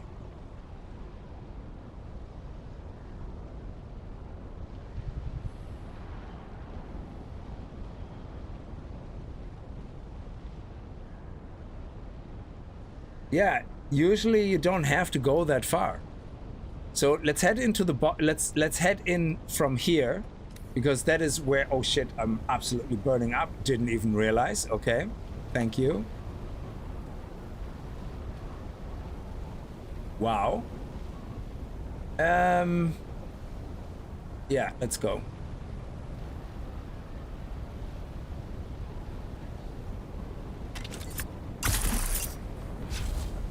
0 fall damage, always appreciated.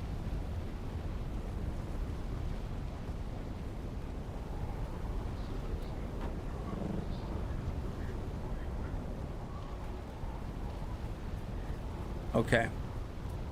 So this is the other entrance from the south.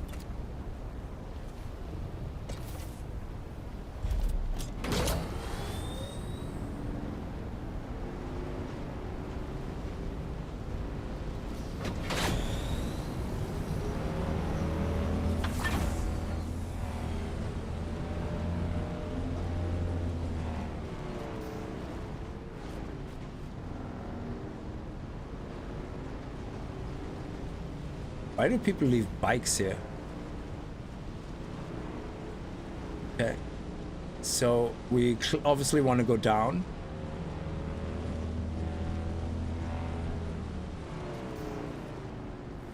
Okay. This is carbon. I assume. Do you still get crystals for knocking out these guys?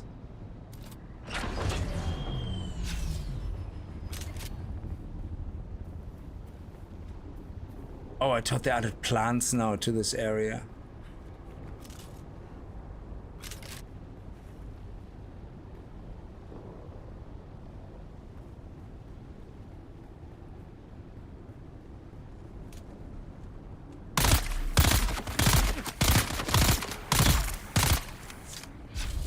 Okay, we definitely take a bit of a bigger hit, so maybe attacking them with knives only when we have the shield on would make more sense.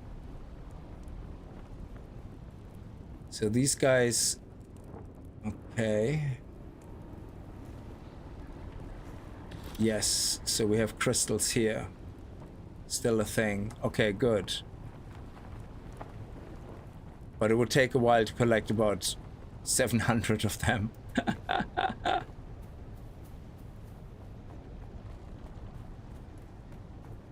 Hey Drax, your names are all back. Yeah, it's amazing.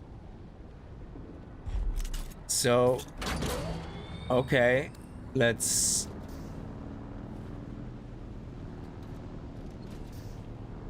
continue down a little bit.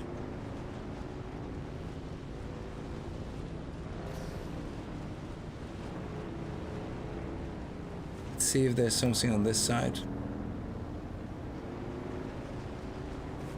Nah, that looks like just generic. Like, this doesn't look like anything useful or sexy. No. This is just the exit. We just have to remember where we came from. So, we came from here. To the right there.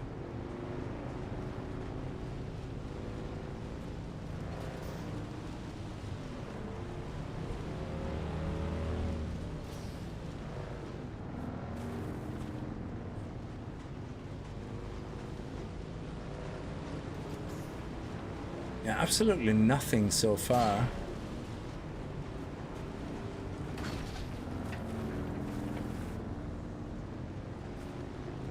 Oh, here we go. I think after that camp, there is something on that side, but I could be wrong, because I thought there was something before the wreck.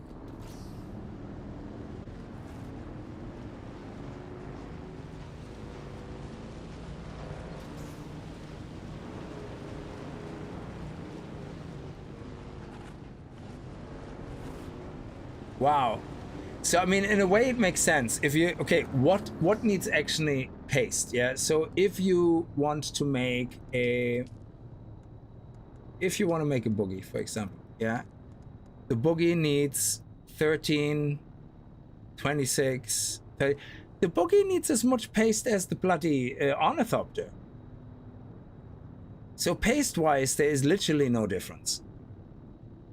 The Ornithopter requires one more paste. Like, there's zero... I know you can collect more aluminium with the buggy, absolutely. But if you literally need the same amount of resources nearly to build a buggy, than it is to build an Ornithopter. You might as well make a base straight up on the eastern wall near the entrance of the Hagar Rift on the northwest side and just farm there. And why create a base down here? It makes no sense. Like, if you have to drive this far in from this side, clearly the developers don't want you to be able to collect paste early.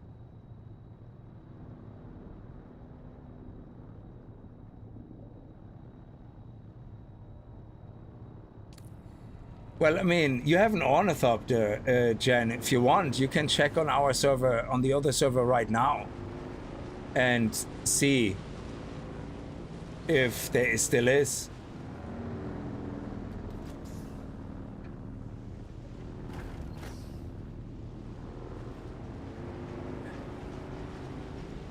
Oh, I can see crystals now in the distance there. Here we go. But that is near the shipwreck, which is the PV. Oh no, is it the PvP? Yeah, I think so. Could be. Is this the PvP zone?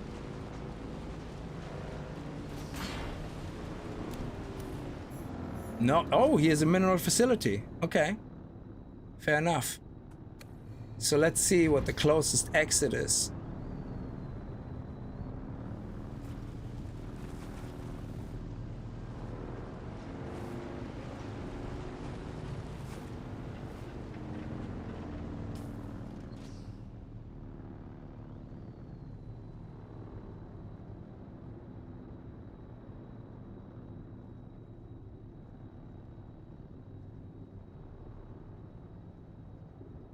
There's an entrance and exit here, I think. It looks like there is.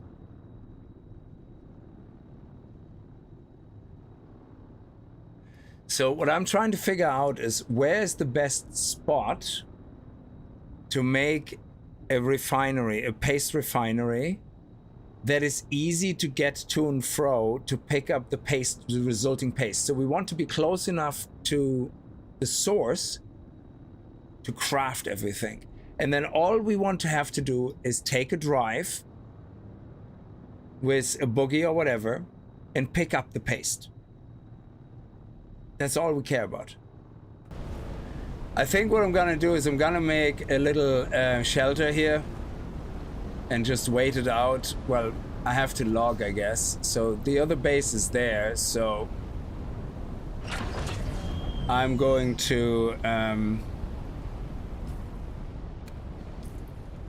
get my crafting thing, and I'm gonna build my thing right here. It doesn't matter, I just build it right here.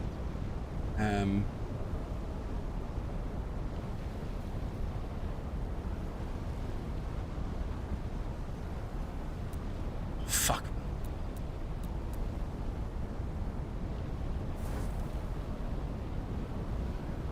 Yeah, that will do.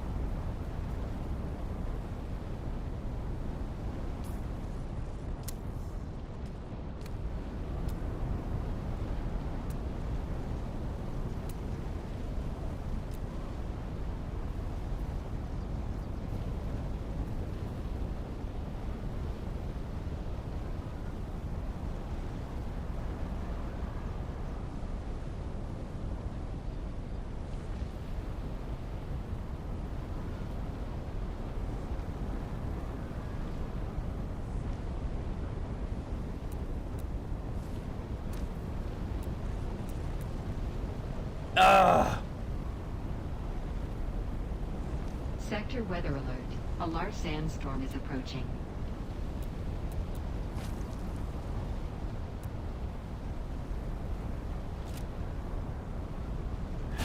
Oh my god, fuck me. Yeah, that's what I need right now. That was really good. That really gave me a scare.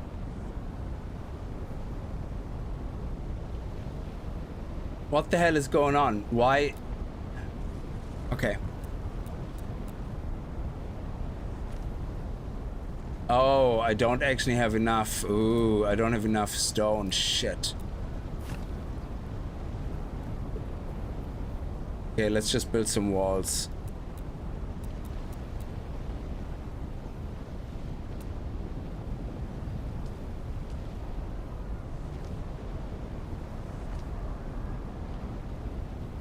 Oh my god.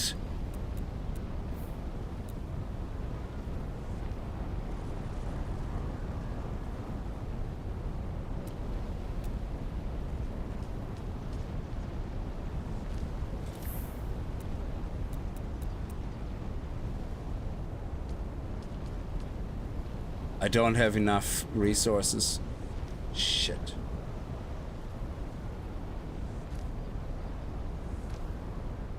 Fuck.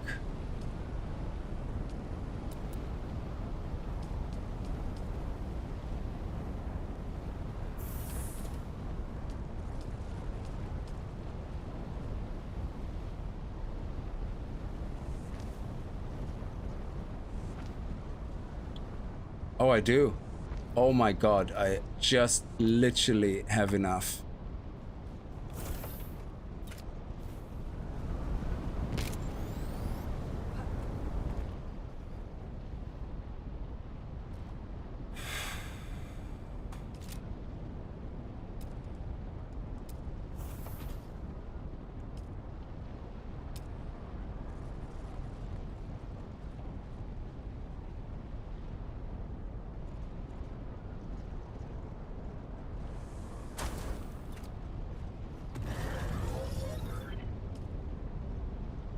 Nine hours, that will do.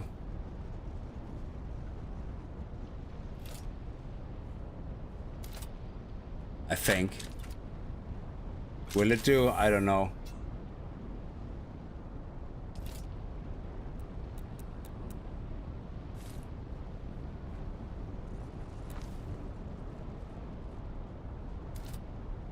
Okay,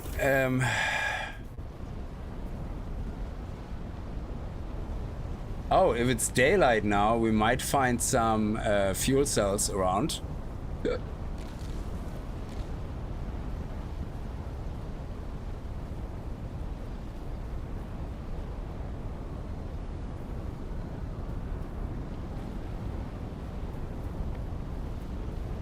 Please be an abandoned base. No. Oh, god damn it. It is an abandoned base, I think, but...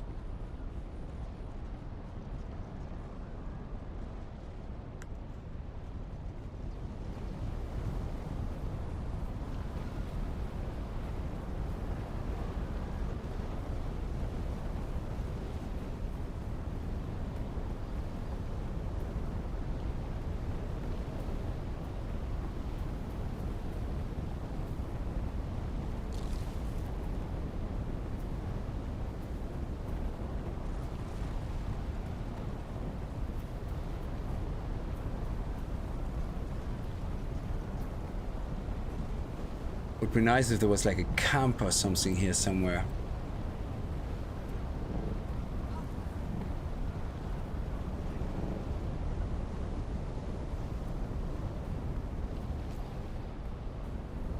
Oh, there's some...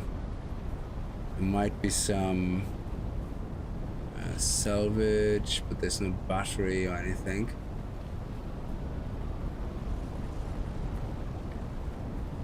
Oh, there's a fuel cell. Nice. We got 3 more.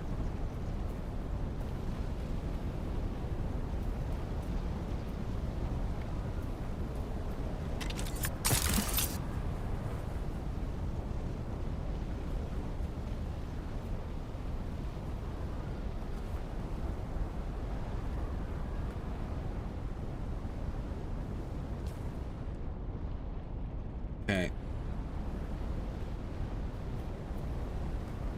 Yeah, it's really weird. I've seen loads of those bases that have, say, no access, but they clearly left. There's clearly nobody that cares about them.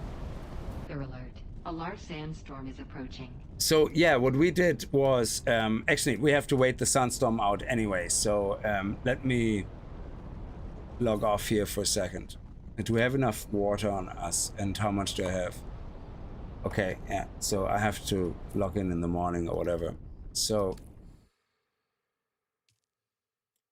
Oh, Lichbells, thank you very much for the Prime. Very much appreciated. Caught you last minute. I know it's gonna look just as terrible on the main character, yeah? But at least we have the full map explored, so we can have a quick look at that.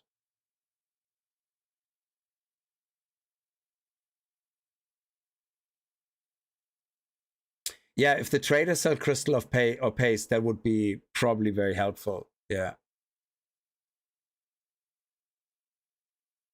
So because I'm just thinking like in my head, yeah, you have to make a lot of steel to get the steel tier done, yeah, and then you usually want to start on the boogie, and the boogie is a lot of steel plus about 100 paste, rounded up about 100 paste, yeah. But the Ornithopter is also only 100 paste. So what I did originally is I built my base here, and that was a very short trip with the boogie to go up here, go down the rift, and then you find your first crystals here. It's quite a short trip. So, and by not having crystals here anymore, it means that they really don't want you to bother anymore with crystals until you're over here. So, which means you're just gonna purely focus on the steel tier here with the sandbike. A large sandstorm is approaching. Do all your trials here, sandbike, trial, sandbike, and just mine only with the sandbike. Yeah, and fill up the inventory with sandbike. The boogie, you're not gonna collect paste at all until you get up here. Because driving the boogie all the way down here, into here, all the way into here, it's just such a long trip. You're much faster doing it from this side. Because look at this. This is like nothing compared to the trip you have to do from here. All the way from here. It's crazy. Again, unless there's actually some kind of side access here, then maybe it would be worth it to build a base here, but there's side access here. A large sandstorm is approaching.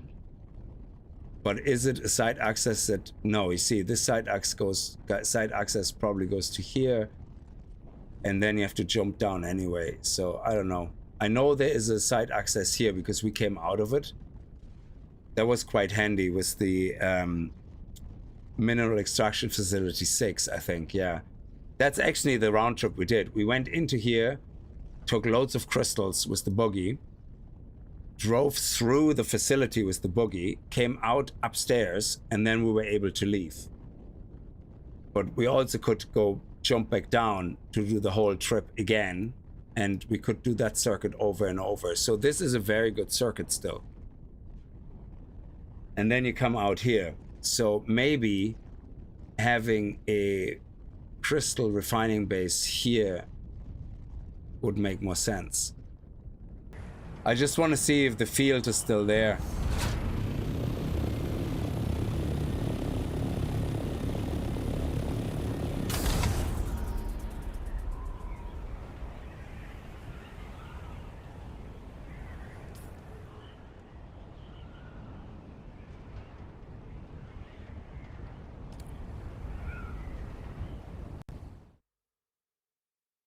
Oh, the server, I forgot. Shit. I'm gonna be dead. My Ornithopter is gonna be gone. Oh my god. I didn't realize. I forgot about the server maintenance. Ah, balls. Ah, well. That's the end of the Ornithopter. We just have to build a new one. It's fine. Don't worry about it. It's not that hard. It's not like paste is a pain in the ass to get. Yeah, I'm pretty sure we can quickly build a new one. We have loads of aluminium anyway. So I will see. I log in the morning and see quickly if I'm okay or not. So thank you very much, and have a good night, and I'll see you guys tomorrow. Until then, have a good night and stay safe. Bye-bye.